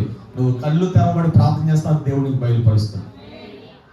చాలా మంది ఏమో ఎందుకు వచ్చాను ఏంటో ఏమో గుడ్డలా ఉంటారు, అలా ఉండొద్దు. ప్రతి దానిలో కూడా దేవుని సంకల్పము, దేవుని చిత్తం ఇమిడి ఉంది, దాన్ని గ్రహించాలి. హల్లెలూయా, హల్లెలూయా. అబ్రహాముని దేవుడు పిలిచాడు, అబ్రహాము దేవుని నమ్మాడు, నీతిగా ఎంచాడు. చూడండి ఎంత గొప్ప లోతు ఇక్కడ మనం చూస్తాము. లోతు అబ్రహాముతో ఉన్నంత కాలం అబ్రహాం ఆశీర్వాదాలని లోతువే. ఎందుకని? అబ్రహాం ఎవరి ఆశీర్వాదం ఉంది? దేవుని ఆశీర్వాదం ఉంది. అబ్రహాము దేవుని నమ్మాడు కనుక అబ్రహాం ఆశీర్వాదాలని దేవునివి, దేవుని ఆశీర్వాదాలను అబ్రహామువి. అబ్రహాముతో అంటి పెట్టుకుని ఆనికుని ఉన్న లోతు కూడా అబ్రహాములాగా దీవించబడ్డాడు, ఆశీర్వదించబడ్డాడు. దేవుని ఆశీర్వాదం అబ్రహామువి, అబ్రహాం ఆశీర్వాదాలన్నీ లోతువే. ఎందుకని? ఇద్దరు ఒకసారి ఉన్నారు కాబట్టి. ఎప్పుడైతే లోతు అబ్రహామును విడిచిపోయాడో, మళ్ళీ వేరే సబ్జెక్ట్లోకి వెళ్ళాలని, హల్లెలూయా. అబ్రహాము లోతుని ఎప్పుడైతే విడిచి వెళ్ళిపోయాడో ఆటోమేటిక్గా లోతు ఆశీర్వాదాలు ఆగిపోయింది. లోతు జీవితంలో దేవుని నడిపింపు ఆగిపోయింది. ఆ టైంలో లోతు ఏం చేయాలన్నా అబ్రహాం డైరెక్షన్ ఉండేది. అనుభవజ్ఞుడు, అభిషక్తుడు, దేవునితో మాట్లాడగలిగిన ఆ అనుభవం కలిగిన వాడు, దేవుని స్నేహితుడు ఉన్నాడు. అబ్రహాము ద్వారా లోతు చేయాల్సిన పని అబ్రహాము ద్వారా లోతుకి బయలుపరచబడేది. ఇప్పుడు డైరెక్షన్ ఆగిపోయింది. లోతు వెళ్ళాడు, అక్కడ ఇల్లు కట్టుకున్నాడు, ఆ పాపుల మధ్య నివసిస్తున్నాడు. పచ్చబందని వెళ్ళిపోయాడు. అది దేవుని చిత్తమా కాదా, అది దేవుని నడిపింపు కదా, అర్థం అలా లోతుకి. కాపర్ల మధ్య గొడవ వస్తే కాపర్లు సరి చేసుకోవాలి, కానీ అబ్రహాం విడిచిపెట్టి వెళ్ళిపోవడం ఏంటి? చాలా మంది దేవుని విడిచిపెట్టేస్తారు. దైవజనుడు ఏదైనా అంటే దేవుని వదిలిపెట్టేస్తారా? దైవజనుడు ఎందుకన్నాడు, దేనికన్నాడు, ఏ ఉద్దేశంతో అన్నాడు? నువ్వు దేవుని మాట విననందుకే కదా, దేవుని వాక్యం విని దాని ప్రకారం జీవించినందుకే కదా. దేవుని క్రమాన్ని, దేవుని సమయాన్ని పాటించలేదు కాబట్టి నువ్వు లేటుకు వస్తే తిడతాడు. నువ్వు వాక్యాన్ని సరిగ్గా వినకుండా చర్చిలో వచ్చి నిద్రపోతే దైవజనుడు తిడతాడు. చర్చిలో నీ ప్రవర్తన సరిగ్గా లేకపోతే, నీ కట్టుబాటు సరిగ్గా లేకపోతే, నీ వస్త్ర తీరు సరిగ్గా లేకపోతే, నీ మాట తీరు సరిగ్గా లేకపోతే దైవజనుడు ఊరుకోకుండా అవుతాడండి. ఎందుకు దైవజనుడు ప్రయాసపడుతున్నాడు? మేలు కోరి స్నేహితుడు ఏం చేస్తాడు? గాయములు చేస్తాడు. నీ మేలు కోరి నేను గద్దిస్తూ ఉంటాడు. నీ మాట మార్చుకో, నీ బ్రతుకు మార్చుకో, నీ స్థితి అలా కాదు, ఎలా ఉండు, జాగ్రత్తగా ఉండని చెప్పి హెచ్చరికలు చేస్తాడు. దేవుని విడిచిపెట్టి వెళ్ళిపోతే లోతులా మారిపోతాం. కాపర్లు కొట్టుకుంటే కాపర్లు మందలించాలి, కాపర్లు సరిచేయాలి. రే ఇగో మా బాబాయ్, మా తండ్రి గారు, నేను ఎంత సాహసం, మీరు కూడా అలా ఉండాలరా, అలా కొట్టుకోవడం ఏంటి అని మందలించుంటే లోతు జీవితం మరొక రీతిలో ఉండేది. కాపర్లకి గొడవ వస్తే, డాడీ నేను ఇటు వెళ్ళిపోతానే.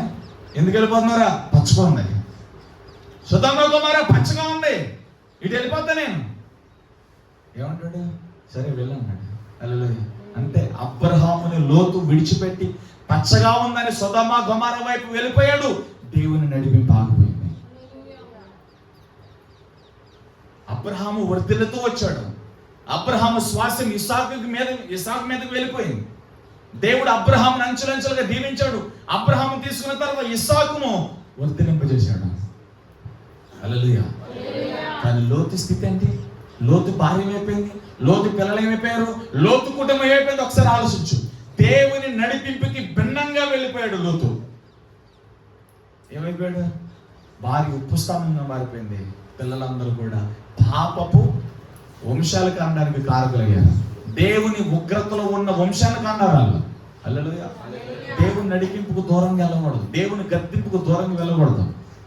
నీ బిడ్డలను నువ్వు ఎలా గద్దిస్తున్నావు, నువ్వు ఎలా తిడతావు? ఎందుకు? వారిని నువ్వు ప్రేమిస్తున్నావు కాబట్టి. వారు పాడైపోతున్నప్పుడు నువ్వు నీ పిల్లలను ఎలాగైతే గద్దిస్తున్నావు, దేవుని చేత ప్రేమించబడుతున్నావా, గద్దించబడతారు. హల్లెలూయా. ప్రజలు చెప్పండి. శ్రమ వచ్చిందని, కరువు వచ్చిందని, లేకపోతే అప్పు వచ్చిందని, ఇంకోటి వచ్చిందని దేవుని సన్నిధిని విడిచిపెట్టడం, అన్నయ్య ఎలా అన్నాడు అలా అన్నాడు చెప్పి దేవుని విడిచిపెడితే నష్టం నీకే. బెత్లెహేములో చక్కగా నివసిస్తున్న నయోమి, రొట్టెల ఇల్లు, రొట్టెల గృహం అనే పేరు కలిగింది. కరువు వచ్చిందని చెప్పి మోయాబీల దేశానికి వెళ్ళిపోయింది. ఎవరు? నయోమి. ఎవరు వెళ్ళమన్నారు? దేవుడు చెప్పాడా? పోనీ వెళ్ళేదేదో, ప్రభా కరువు వచ్చింది, నన్ను ఇక్కడ ఉండమంటావా, వెళ్ళమంటావా? పోనీ వెళ్ళమంటే అక్కడికి వెళ్ళమంటావు అడిగితే చెప్తారు కదా. దేవునికి ప్రార్థన చేయాలి. కరువు వచ్చిందని, కష్టం వచ్చిందని, చాలా మంది సేవ, ఇక్కడ కష్టం వచ్చింది, ఇక్కడ శ్రమ వచ్చింది, దేవుని చిత్తం ఇది కాదేమో, దేవుని చిత్తం అయితే శ్రమ ఎందుకు వస్తుంది, చర్చ ఎందుకు పడగొట్టబడదు, ఎందుకు కొడతారు, ఎందుకు తిడతారు, ఇది దేవుని చిత్తం కాదు. దేవుని ఆత్మ నడిపింపలేని వాళ్ళు ఆ శ్రమను బట్టి, కష్టం బట్టి దేవుని చిత్తం కాదనుకుంటారు. దేవుని చిత్తం ఎక్కడ ఉందో అక్కడ శ్రమను ఫేస్ చేయాలి. దేవుని చిత్తం ఉన్న కాడ, దేవుని సంకల్పం ఉన్న కాడ శ్రమను మనం ఫేస్ చేస్తాం. హల్లెలూయా. కరువు వచ్చిందని, కష్టం వచ్చిందని రొట్టెల గృహమైన బెత్లెహేము అనే పట్టణాన్ని విడిచిపెట్టి నయోమి తన ఇద్దరు పిల్లలు, తన భర్తను తీసుకుని మోయాబీల దేశానికి వెళ్ళిపోయింది. మోయాబీల ఎవరాళ్ళు? దేవుని చేతుల నుంచి విసర్జించబడ్డారు. 7 సంవత్సరాలు యెహోవా మందిరంలోనికి రాకూడదని శపించబడిన వంశం అది, శపించబడిన గుంపు మోయాబీలు. వారిలోనికి వెళ్ళి ఆ మోయాబీలతోనే పిల్లలకి పెళ్లి చేసేసింది. అక్కడ స్థిరత్వం అయిపోయారు. అక్కడ స్థిరులుగా స్థిరపరచబడిపోయి నివాసం జీవిస్తున్నారు. దేవుడు ఒక దెబ్బ కొట్టాడు. హల్లెలూయా. మొత్తం భర్త, 2 పిల్లలు చచ్చిపోయారు. ఓర్పులేని వార్పు వదిలిపెట్టి వెళ్తుంది. రూతు ఒక్కటే, అత్త నీ దేవుడు నా దేవుడు, నీ జన్లు నా జన్లు ఎక్కడ ఉంటా, నేను ఎక్కడ ఉంటా, నేను మాత్రం నేను వదిలిపెట్టనా అని చెప్పి ఏదో వచ్చింది. హల్లెలూయా. ప్రజలాడు చెప్పండి. ఎవరమ్మన్నారు నయోమి? ఎందుకు వెళ్ళావు? దేవుని చిత్తం కాని చోటుకి ఎందుకు వెళ్ళావు? సినిమాలు చూడటం దేవుని చిత్తం కాదే, నాటకాలు చూడటం దేవుని చిత్తం కాదే, ముసలమ్మ ముచ్చట్లో దేవుని చిత్తం కాదే, పనికిరాని సోదు దేవుని చిత్తం కాదే, 3వ వ్యక్తి లేనప్పుడు 3వ వ్యక్తి గురించి మనం మాట్లాడకూడదే, 2 వ్యక్తులు మాట్లాడుతున్నప్పుడు యెహోవా చెవియొగ్గి వారి మాటలు వింటున్నాడే. దేవుని చిత్తం కానిది నువ్వు ఎందుకు తలంచుతున్నావు? దేవుని చిత్తం కాదని తెలిసి ఎందుకు చూస్తున్నావు? దేవుని చిత్తం కాదని చెప్పి ఎందుకు గొడవ పెట్టుకుంటున్నావు? హల్లెలూయా. దేవుని చిత్తం కానిది మనం ఏది చేసినా మనకి చాలా ప్రమాదం. హల్లెలూయా. లోతు అబ్రహాముని అంటి పెట్టుకుని ఉంటే లోతు కుటుంబం స్థితిగతులు వేరుగా ఉండేవి. లోతు అబ్రహాముని విడిచినందుకు, దేవుని విడిచినందుకు, లోతు అబ్రహాముని కాదు విడిచింది, దేవుని విడిచిపెట్టాడు. నువ్వు దైవజనుడి మీద అలిగే దైవజనుడి మీద కాదు, దేవుని మీద. దైవజనుడు దేవుని కోసం సేవ చేస్తున్నాడు, దేవుని చిత్తం కోసం బ్రతుకుతున్నాడు, దేవుని ఆత్మలో దేవుని పంటను కాపాడడానికి దైవజనుడు ఉన్నాడు. నువ్వు దైవజనుడి మీద అలిగావంటే ఇండైరెక్ట్ గా దేవుని మీద అలిగినట్టే. నువ్వు దైవజనుడి గురించి నెగిటివ్ గా మాట్లాడి, ఏ దైవజనుడైనా, నేనా ఇంకొకరు ఎవరైనా కావచ్చు. హల్లెలూయా. నీకు నచ్చితే ఉండు, నచ్చకపోతే మానే, సమాధానంతో మానే. అన్నా నాకు ఇక్కడ కుదరలేదు, మీ మీద నాకు ఏం లేదు, నేను వేరే చోటుకి వెళ్ళిపోతాను, సమాధానంగా వెళ్ళిపో, మంచిది, తప్పేం లేదు. హల్లెలూయా. చెప్తున్నా నేను, ఏదైనా సమాధానంగా మనం చెప్పు. హల్లెలూయా. వేరేగా ఉండాలి, మనకు చాలా ప్రమాదాన్ని తీసుకొస్తుంది. కాబట్టి లోతు అబ్రహాము విడిచిపెట్టాడు, దేవుడు విడిచిపెట్టినట్టు. ఎందుకంటే అబ్రహాము దేవుణ్ణి నమ్మాడు, అబ్రహాము దేవుని మీద ఆనుకున్నాడు. అబ్రహాం ఆలోచనలు, తలంపులు, ఊహలు, ఉద్దేశాలు అన్నీ దేవుని యొక్క నుంచి వస్తాయి. ఇప్పుడు అబ్రహాము విడిచిపెట్టేసరికి లోతు ఏమి చెప్పాడు చూడండి. అలా విడిచిపెట్టకూడదు. దానియేలు దేవుని విడిచిపెట్టలేదు కాబట్టే సింహాల గుహలో సింహాలు ఏం చేయలేకపోయినాయి. ఏలియా దేవుని అంటి పెట్టుకుని ఉన్నాడు కాబట్టే కరువు సమయంలో పోషించబడ్డాడు. అబ్రహాము దేవుణ్ణి నమ్మాడు కనుక, దేవుని ప్రేమించాడు కనుక అబ్రహాము దీవించబడ్డాడండి. ఎంత గొప్ప వాగ్దానం అండి అబ్రహాం వాగ్దానం. అబ్రహాము దేవుని సన్నిధికి వెళ్ళిపోయిన తర్వాత ఇస్సాకు ఒంటరివాడైపోయాడు. అబ్రహాము దినంలో వచ్చిన కరువు ఇస్సాకు దినాల్లో వచ్చింది. అబ్రహాంతో మాట్లాడిన దేవుడు ఇస్సాకుతో మాట్లాడాడండి. హల్లెలూయా. ఆదికాండం 26వ అధ్యాయం మీరు ఇంటికి వెళ్ళి చూసుకున్నట్లయితే అక్కడ అబ్రహాము దినముల్లో వచ్చిన కరువు ఇస్సాకు దినాల్లో వచ్చింది. ఇస్సాకుతో దేవుడు మాట్లాడాడు, ఇస్సాకు భయపడద్దు, నేను నీ తండ్రి అయినా. హల్లెలూయా. తండ్రి దేవుడిని. అబ్రహాము భయపడద్దు. హల్లెలూయా. ఎవరి దేవుడు చెప్పండి? నీ తండ్రి దేవుడిని నేను. నీ తండ్రితో మాట్లాడింది నేనే, నీ తండ్రిని ఈ ఊరి నుంచి పిలిచింది నేనే, నీ తండ్రిని నడిపించింది నేనే, నీ తండ్రిని పోషించింది నేనే, నీ తండ్రిని ఆశీర్వదించింది నేనే, నీ తండ్రి స్వాస్థ్యం నేనే. ఇక్కడ నుంచి నేను నీకు స్వాస్థ్యంగా ఉంటాను, నువ్వు భయపడకు. హల్లెలూయా. ఇస్సాకు దేవుడు మాట్లాడాడు, అయ్యోమయం స్థితిలో బిక్కుమంటూ భయముతో వణుకుతూ ఉన్నాడు ఇస్సాకు.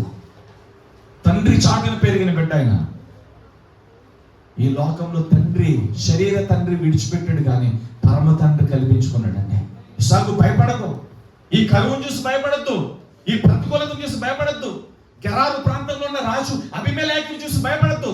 అబీమెలెకు ముందు, గెరారు ప్రాంతంలో ఉన్న ఫిలిస్తీన్ల ముందు నేను దీవిస్తాను, నేను చెప్పినట్టుగా చేయాలన్నాడు. అంతే. ఏం చేయాలి ప్రభా? విత్తనమే అన్నాడు. విత్తనమే అంటే నవ్వుతుంది మనకి. కరువులో విత్తనం ఏంటి? కాగులు ఎత్తుకెళ్ళిపోతాయి విత్తనాలు. హల్లెలూయా. కరువులో విత్తనం వేస్తే బ్రతుకుతా? నీళ్లు లేని కాడ మొక్క బ్రతుకుతా చెప్పండి? ఎడారిలో మొక్కలు బ్రతుకుతాయి? హల్లెలూయా. రైజ్ రాడు. వాళ్ళ దేవుడు చెప్పినట్లుగా ఇస్సాకు గెరారు ప్రాంతంలో కరువు సమయాల్లో దేవుడు చెప్పినట్లుగా విత్తనం వేస్తే 30 60 100 ఇస్సాకు ఫలించాడు. ఇస్సాకు ఆస్వాదించబడ్డాడు. ఇస్సాకు ఆశీర్వాదాన్ని చూసి, ఇస్సాకు దీవెని చూసి అబీమెలెకు రాజు వచ్చి, ఇదిగో దేవుడు మీకు తోడై ఉన్నాడని నాకు అర్థమవుతుంది అన్నాడు. ఏమండి చూడండి, ఇస్సాకు జీవితంలో దేవుని నడిపింపు చూడండి. కరువేండి, కరువు సమయాలలో ఇస్సాకు విత్తనం వేసి 30 60 100 ఫలించాడు. శత్రువైన అబీమెలెకు రాజు వచ్చి, ఇదిగో మా పట్టణంలో మా ప్రాంతంలో ఉన్నప్పుడు నీకు నీ భార్యకు మేము కీడు చేయలేదయ్యా, మా వల్ల మీకు ఏ కీడు జరగలేదు, కాబట్టి నీ వల్ల మాకు కూడా కీడు జరగకూడదు, ఎందుకంటే దేవుడు నీకు తోడై ఉండట మేము చూచామన్నారు. దేవుడు తోడై ఉన్నాడని చూశారు. ఈ సాక్ష్యం కలుగు. నీకు డబ్బు లేకుండొచ్చు, పదవి లేకుండొచ్చు, నువ్వు సామాన్య వ్యక్తువు కావచ్చు, నీ వెనక ఎవడో లేడు కావచ్చు, నిన్ను ఏడ్చితంతే నీ పక్కన అడిగేవాడు ఎవడో లేకుండా అలాంటి ధ్యాన స్థితిలో నువ్వు ఉండొచ్చు, కానీ నువ్వు దేవుని కలుగుంటే నువ్వు ధన్యుడు అంతే. చెప్పాలి, వాళ్ళకి ఎవ్వరూ లేరండి. వాళ్ళకి వెనకమాల ఆస్తిపాస్తులు లేకపోతే బ్యాంక్ బ్యాలెన్సులు సహాయం చేస్తులు ఎవ్వరు లేరండి. వాళ్ళు నమ్ముకున్న దేవుడు వాళ్ళకి ఆధారం అండి అని ఈ లోకంలో జనులు మన గురించి చెప్పాలి. ఇది సాక్ష్యం. వాళ్ళకంటే డబ్బు ఉందండి, అది ఉందండి, ఇది ఉందండి, వాటిని బట్టి వీటిని బట్టి. ఇది కాదు దేవుని మహిమ. డబ్బు, మనుషులు, అధికారులు ఈ దొంగిలించుకుంటారు. వాళ్ళకి ఎన్నున్నా ఏమన్నా వాళ్ళు దేవుని ఆధారం చేసుకుంటారండి. హల్లెలూయా. ఈ సాక్ష్యం ఉండాలి. ఇస్సాకుని దేవుడు అరిచేతులతో మోసాడండి. శత్రువు చేతుల్లో చిక్కనవల కరువు, భయంకరమైన కరువు, భయంతో ఉన్న ఇస్సాకుని దేవుడు అరిచేతులతో మోసాడండి. ఈరోజు దేవుడి చేతులు చాపాడు. ఇస్సాకు లాగా నిన్ను కూడా దేవుడు పిలుస్తున్నాడు. ఇస్సాకు ఏం చేయాలో దేవుడు చెప్పాడు. ఈ రోజు నువ్వు క్వశ్చన్ మార్క్ ఇక్కడ కూర్చున్నావు. అన్ని డోర్స్ క్లోజ్ అయిపోయినాయి. ఏ మార్గంలో వెళ్ళాలి, ఏ వేలో వెళ్ళాలి, ఏ డోర్ ఓపెన్ అవట్లా, ఎవరు సహాయం చేయట్లా, ఎవరికి ఫోన్లు చేసిన ఉపయోగం లేదు, ఎవరింటికి వెళ్ళినా చేయి చాపిన ఉపయోగం లేదు, అందరూ మ్యూట్ అయిపోయారు, ఎవరు ముందుకు రాట్లా. ఇప్పుడు నా పరిస్థితి ఏంటి? క్వశ్చన్ మార్కులు నువ్వు ఉంటాయి, దాన్ని సమాధానంగా క్వశ్చన్ మార్క్ని ఈజీక్వల్కి సమాధానంగా మార్చే దేవుడు ప్రభు యేసు. ఆయన ఒక్కడే క్వశ్చన్ మార్క్ని ఈజీక్వల్కి మార్చగలుగుతాడు. ఆయన ఒక్కడే పరిశునార్థకరమైన నీ బ్రతుకుని సమాధానకరంగా దేవుడు మార్చేస్తాడు. ఆయనకు అవకాశం ఉంది. ఆయన అవకాశం. యాకోబు ఒక్కడే పరిగెత్తుకుంటూ వచ్చాడు. అన్నయ్యని యేసు చంపేస్తాడని చెప్పి ఒక్కడే పరిగెత్తుకుంటూ వచ్చాడు. తన మామైన అమ్మ చెప్పినట్లుగా తన మామైన లాబాను దగ్గరికి వెళ్ళాడు. లాబాను దగ్గర గొడ్డి చాకరీ చేస్తున్నాడు, ఎప్పటికప్పుడు మోసగిస్తూ ఉన్నాడు. మీకు తెలుసా, యాకోబు జీవితంలో సొంత మామ 10 సార్లు జీతం మార్చాడండి. 10 సార్లు జీతం మార్చాడండి. ఎంత బాధ ఉంటుంది. పనివాడికి కూలి ఎగ్గకూడతాయి, పనివాడికి జీతం ఎక్కకూడదు. ఎంత బాధపడతాడండి. గొడ్డి చాకరీ చేశాడు. నిద్రపోతున్నారా వినండి. యాకోబు తన మామైన లాబాను దగ్గర గొడ్డి చాకరీ చేస్తే 10 సార్లు జీతం మార్చాడు. అడుగుతున్నాడు, మామ నాకు 2 ఉపపత్నులు, 2 భార్యలు, చాలా మంది పిల్లలు ఉన్నారు, వీళ్ళందరినీ పోషించడానికి నాకు ఇబ్బంది అవుతుంది. పొద్దున్న లేచిన సాయంత్రం నీ దగ్గరే పని చేస్తున్నా, నా జీతం ఎందుకు మారుస్తున్నావు అంటే మాట్లాడలా. తన మామైన లాబాను మోసం చేశాడు. 10 సార్లు జీతాలు మార్చాడు. హల్లెలూయా. గొప్ప విషయం ఏంటో తెలుసా? అదే లాబాను ఎదుట హల్లెలూయా యాకోబుని దేవుడు ఆశీర్వదించాడు. భయంతో చీకటిలో మొట్టమొదటిసారి దేవుడు మాట్లాడాడు. యాకోబు హల్లెలూయా. నుచ్చిన మీద నుంచి దేవదూతలు దిగొచ్చి దేవుని సన్నిధికి గుర్తుగా దేవుడు నుచ్చుని వేసి ద్వారం తెరిచి, నువ్వు భయపడద్దు, ఏ ఇంటి నుంచి అయితే పారిపోయావు, ఏ తండ్రి ఇంటి నుంచి అయితే భయపడి పారిపోయచ్చు, ఏ దేశం నుంచి అయితే భయపడి పారిపోయచ్చు, మరలా నీ తండ్రి ఇంటికి, నీ తండ్రి ఊరికి, నీ తండ్రి దేశానికి తీసుకెళ్ళేటప్పుడు నేను నిన్ను ఆశీర్వదించి తీసుకెళ్తాను అన్నాడు. వచ్చినప్పుడు ఒంటరిగా వచ్చాడు, చిల్లి గవ్వలేకుండా వచ్చాడు, ప్రాణభయంతో వచ్చాడు. అక్కడ మామైన లాబాను 10 సార్లు జీతం మార్చిన, గొర్రెల విషయాల్లో, మేకల విషయాల్లో, మంద విషయంలో మోసం చేసిన, హల్లెలూయా, దేవుడు యాకోబును ఆశీర్వదించాడు. ఎందుకో తెలుసా? యాకోబు దేవుని ప్రేమిస్తూ వచ్చాడు. హల్లెలూయా. ఈరోజు యాకోబును అంత శ్రద్ధతో దేవుడు నడిపించినప్పుడు, యాకోబు ఎడల దేవుడు అంత శ్రద్ధ వహించి అంత శ్రద్ధతో ఆశీర్వదించినప్పుడు, తన రక్తమును కార్చి నిన్ను నన్ను కొనుక్కున్న దేవుడా, నువ్వు వేడిస్తే దేవుడు కలెక్ట్ చేసుకోడా? ప్రభువా నువ్వు పిలిస్తే నీ దగ్గరికి దిగిరాడా? ప్రభువా నాకు సహాయం చేయమంటే నీ చేతిని పట్టుకోడా? అద్భుతంగా దేవుడు పట్టుకుంటాడు, అద్భుతంగా దేవుడిని నేను నడిపిస్తాడు, అద్భుతంగా దేవుడిని ఆశీర్వదిస్తాడు, అద్భుతంగా దేవుడిని కన్నీరు తుడుస్తాడు. ఈ రోజు ఎంత ఉండేసాని. హల్లెలూయా. యాకోబు జీవితంలో దేవుడు శ్రద్ధ వహించాడండి. హల్లెలూయా చెప్పండి. ఎస్తేరు మార్తకే 120 ఆస్థానాలు, యోధా ప్రజలందరినీ చంపేయాలని హామాను కీడు పన్నాడు, ముగించేస్తాం. కానీ మార్తకాయ, ఎస్తేరు, యోధా ప్రజలందరూ ప్రార్థన చేయగా, దేవుని సేవించగా, దేవుని తట్టు తెరగా అపాయమైన కీడును దేవుడు మేలుగా మార్చేశాడు. ఒక్క ప్రార్థన. వాళ్ళు బండలు కొట్టలేదు, బండలు మోయలేదు. వాళ్ళు ఏం చేశారు తెలుసా? ప్రార్థన చేశారు. హల్లెలూయా. నువ్వు ఇంటిలో కూర్చొని ప్రార్థన చేయమంటే ఎంత బోరో. సెల్ ఫోన్ ఇస్తే ఎంతసేపు అయినా చూసుకుంటారు, కానీ బైబిల్ ఇస్తే చదవరు, ప్రార్థన చేయరు. సిగ్గు కలగాలి మనకి, భయం కలగాలి మనకి. దేవుడు సమయం గురించి లెక్క అడుగుతాడు కదా. ఆ రోజున ఏం చేస్తాను నేను? దేవుడు నన్ను సమయం గురించి లెక్క అడిగినప్పుడు, నీ కన్నులతో నువ్వేం చూస్తున్నావురా అని దేవుడు నన్ను అడిగితే నేనేం సమాధానం చెప్పాలి? నోటితో ఏం మాట్లాడుతాను నీకు అర్థమవుతుందని రేపు పొద్దున దేవుడు నన్ను అడిగితే నేనేం చెప్పాలి? నోటికి వచ్చినట్టుగా మాట్లాడుతూ, కంటికి ఏది కనపడదు అది చూస్తూ ఏమవుతావు? రేపు పొద్దున దేవుని ముందు నిలబడతాను, దేవుని ముందు సమాధానం చెప్పగలుగుతాను. నచ్చిందల్లా చూడడానికి దేవుడు కళ్ళు ఇచ్చాడా? నోటికి వచ్చిందల్లా మాట్లాడడానికి దేవుడు మాట నోరు ఇచ్చాడా? మనసుకు నచ్చిందల్లా తినడానికి దేవుడు ఆహారం ఇచ్చాడా? హల్లెలూయా. దేహం ఇచ్చాడా? Praise Lord. లేదు. మనం తినే విషయంలో, తాగే విషయంలో, బట్ట కట్టుకునే విషయంలో, బ్రతికే విషయంలో అన్నిటిలో కూడా దేవుని మహిమ వరకు మాత్రమే చేయాలి. Hallelujah. Praise lord. Praise lord చెప్పండి. యాకోబు దేవుడు అద్భుతంగా నడిపించాడు. మార్తకాయ, ఎస్తేరు ఒక్క ప్రార్థన, 3 రోజులు దేవుని తట్టు తిరిగి ఉపవాస దినాన్ని ప్రతిష్ఠించుకుని హామాను చేతిలో నుంచి మేము విడిపించబడాలంటే, ఎందుకంటే మార్తకాయకి అంత స్టామినా లేదు. మార్తకాయ జస్ట్ గేట్ కీపర్, వాచ్మెన్ అంతే. హల్లెలూయా. రాజ్యంలో వెళ్ళే వచ్చే గుర్ర బండ్లకి, గుర్రపు స్వారీ చేసుకుని వెళ్ళే వారికి గేట్ వేయడం, గేట్ తీయడం, గేట్ కీపర్ అంటే అతని స్థితి చూడండి. ఎవడంటాడు? మార్తకాయ మాట ఎవడంటాడు? రాజు దగ్గరికి నేరుగా వచ్చే అర్హత కాదు. రాజు దగ్గరికి నేరుగా వచ్చి రాజా ఇది పరిస్థితి అని చెప్పడానికి అంత సీన్ లేదు. మార్తకాయ ఎవరన్నా? ఒక వాచ్మ్యాన్. రాజు దగ్గరికి వెళ్ళాలంటే ఎంతమంది అధిపతులు దాటుకుంటే వెళ్ళాలి మార్తకాయ? రాజుతో మాట్లాడడానికి లేదు. హల్లెలూయా. ఉత్తర రాశాడు, ఇదిగో యోధా జాతి అంతా నాశనం అయిపోతూ ఉంది. దేవుడు నిన్ను రానే చేసేంత సుఖభోగాలు అనుభవించడానికి కాదు, మన ప్రజల మీదకి కీడు వస్తూ ఉంది. నువ్వు రాజుతో మాట్లాడాలి. మేము ఉపవాసం ఉన్న 3 రోజులు, నువ్వు కూడా నీ గదిలో ఉపవాసం. రాజుతో నువ్వు మాట్లాడు. నేను దేవుడు ఎందుకు రాణిగా మార్చాడు, ఎందుకు దేవుడు నేను హెచ్చించాడు, వేస్తారు మర్చిపోమాకు, హదస్సాయ మర్చిపోమాకు.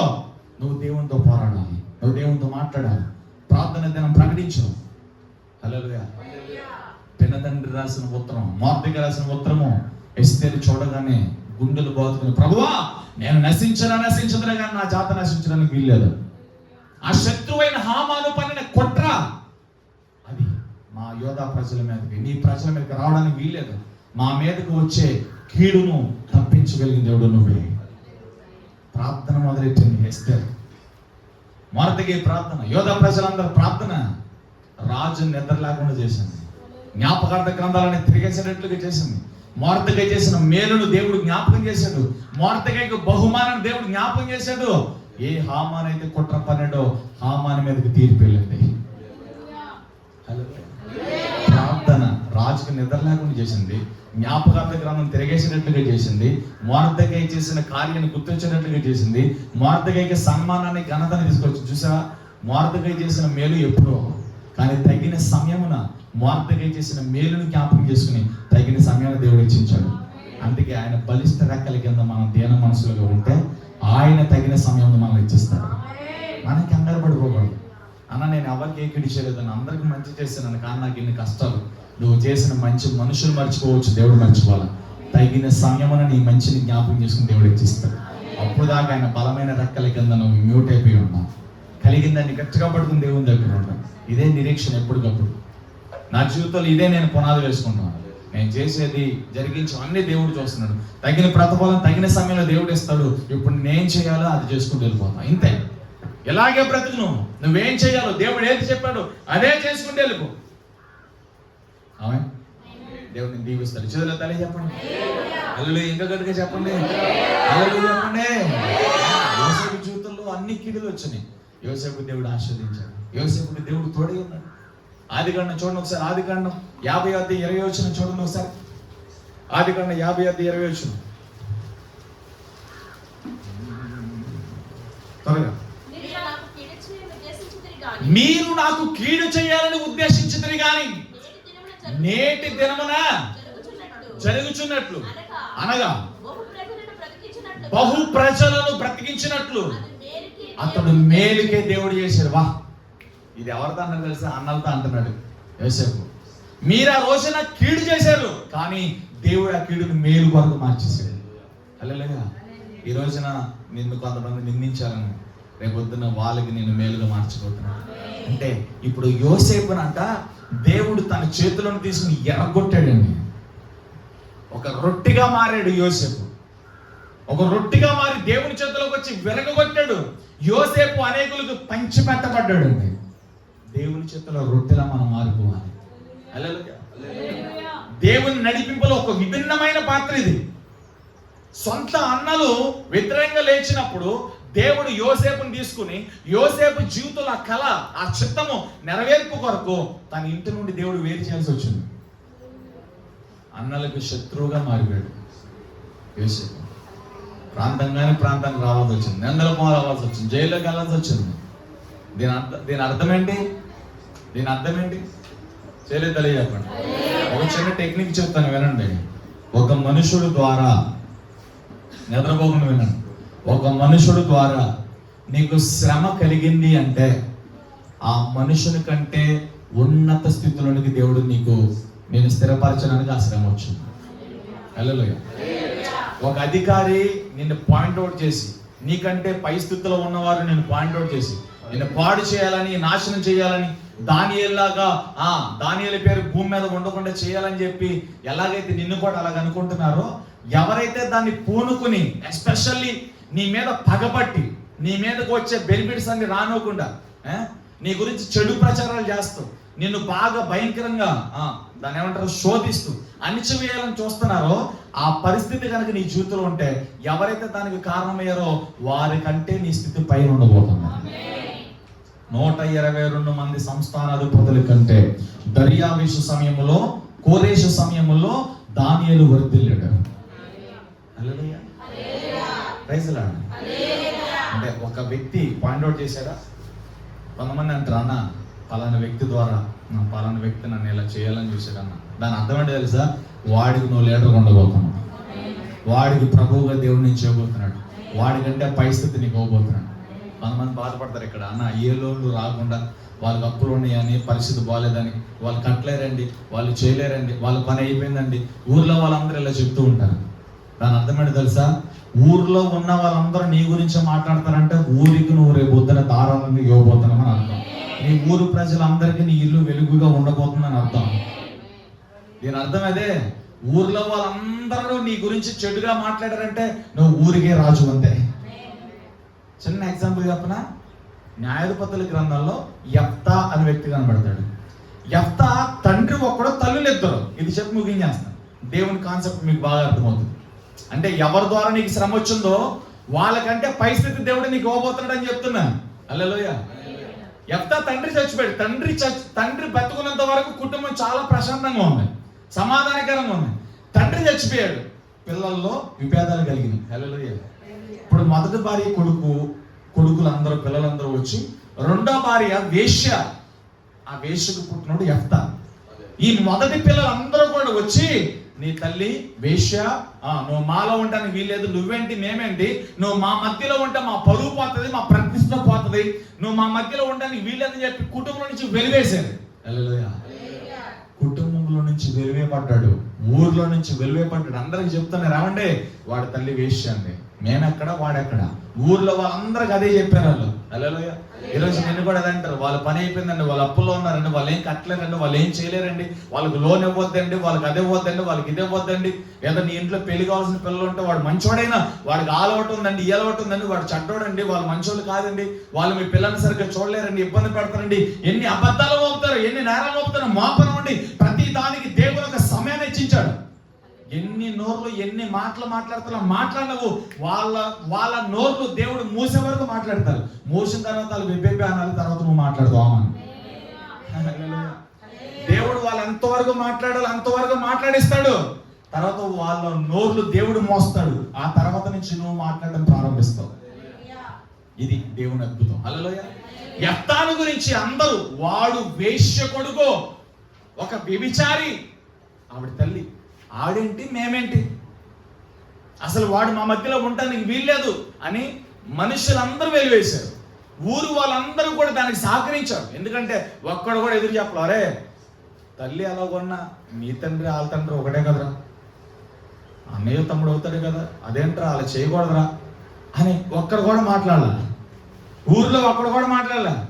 అందరూ యెఫ్తాని కించపరిచినట్టుగానే మాట్లాడాను. వేశ్య కొడుకు, వేశ్య కొడుకు, వేశ్య కొడుకు. చాలా బాధ అనిపించింది. యెఫ్తా పక్కనే ఉన్న టోబో అనే ప్రాంతంలో గుడారం వేసుకుని నివసిస్తూ ఉంటే, గానుగు చేతుని దాక్కున్న గిద్యోనుతో, పరాక్రమం కలిగిన బలాఢ్యుడా అని దేవుని దూత ఎలా పిలిచిందో, దేవుని ఆత్మ గిద్యోను ఎలా నివసించిందో, అలాగే టోబో దేశంలో గుడారం వేసుకుంటున్న యెఫ్తాలో కూడా దేవుని ఆత్మ నివసించడం ప్రారంభించింది. యెఫ్తా దేవుని ప్రేమించడం ప్రారంభించాడు. యెఫ్తా దేవుని మీద ఆనుకుని దేవుని ఆత్మ పూర్ణంగా బ్రతుకుతూ ఉంటేగా యెఫ్తా పరాక్రమం కలిగిన బలాఢ్యుడిగా ఉన్నాడు. హల్లెలూయా. యెఫ్తా పరాక్రమం కలిగిన బలాఢ్యుడు అని రాయబడింది. హల్లెలూయా. Praise lord. ఒక దినమున అమాలేకులు వచ్చారు. యెఫ్తా ఏ ఊరినైతే ఓడిచి వచ్చాడు, ఏ ఇంటినైతే ఇడిచి వచ్చాడు, ఏ ప్రాంతాన్ని ఇడిచి వచ్చాడు, ఇప్పుడు ఆ ప్రాంతంలో యుద్ధం జరగాలి. శత్రువులు ఆ పట్టణాన్ని, ఆ ప్రాంతాన్ని చుట్టుముట్టారు. ఇప్పుడు ఆ ప్రాంతంలో, ఆ పట్టణంలో యుద్ధం చేసేవాడు ఎవడో లేడు. ఎవరైతే వేశ్య కొడుకు అన్నారో, నువ్వు మా ఇంట్లో ఉండడానికి వీల్లేదన్నారు, నువ్వు మా పక్కనుంటే మా పరువు పోతుంది అన్నారు, నువ్వు మా పక్కనుంటే మమ్మల్ని అందరినీ చాలా కించపరంగా చులకనగా చూస్తారన్నారు, వాళ్ళందరూ ఊరి పెద్దలందరూ, గ్రామస్తులందరూ యెఫ్తా దగ్గరికి వచ్చి మాకు రాజుకు ఉన్న దండం పెట్టారు, మాకు ప్రభువు ఉన్న దండం పెట్టారు, ఇదిగో మా మీదకు వస్తున్న అమాలేకుల చేతుల నుంచి మమ్మల్ని విడిపించు, మమ్మల్ని పరిపాలించమని చెప్పారు. హల్లెలూయా. ఒంటరి బలం లేదనుకున్నారేమో, శక్తి లేదనుకున్నారేమో, అందరి చేత నువ్వు కించపరిచే స్థితిలో నువ్వు ఉండొచ్చు. హల్లెలూయా. ఆ స్థితిగా ఉండదు. దేవుడు నేను ఉన్నతంగా అభిషేకించి వాడుకుంటాడు. హల్లెలూయా. యెఫ్తాని మరలా టోబో దేశంలో నుండి మరలా తండ్రి ఇంటికి దేవుడు తీసుకొచ్చేసాడు. నిందించిన నోర్లు, తిరస్కరించిన నోర్లు అందరూ దండాలు పెడుతున్నాయి ఇప్పుడు. హల్లెలూయా. ఎత్తిన చేతులు ఇప్పుడు దండాలు పెడుతున్నాయి, సలాం పడుతున్నాయి, వందనాలు చెప్తున్నాయి. హల్లెలూయా. ఓపిక పట్టగలిగితే, ఓర్పు పట్టగలిగితే, దేవుని ప్రేమించి ప్రభువా నీ నడిపింపుతో నన్ను నింపు, నన్ను నడిపించు ప్రభు అంటే, దేవుడు నీ శత్రువుల ఎదుట దేవుడు నడిపించడానికి సిద్ధంగా ఉన్నాడు. నీ అప్పుల్లో, నీ ప్రతికూలతలో దేవుడు నేను నడిపించ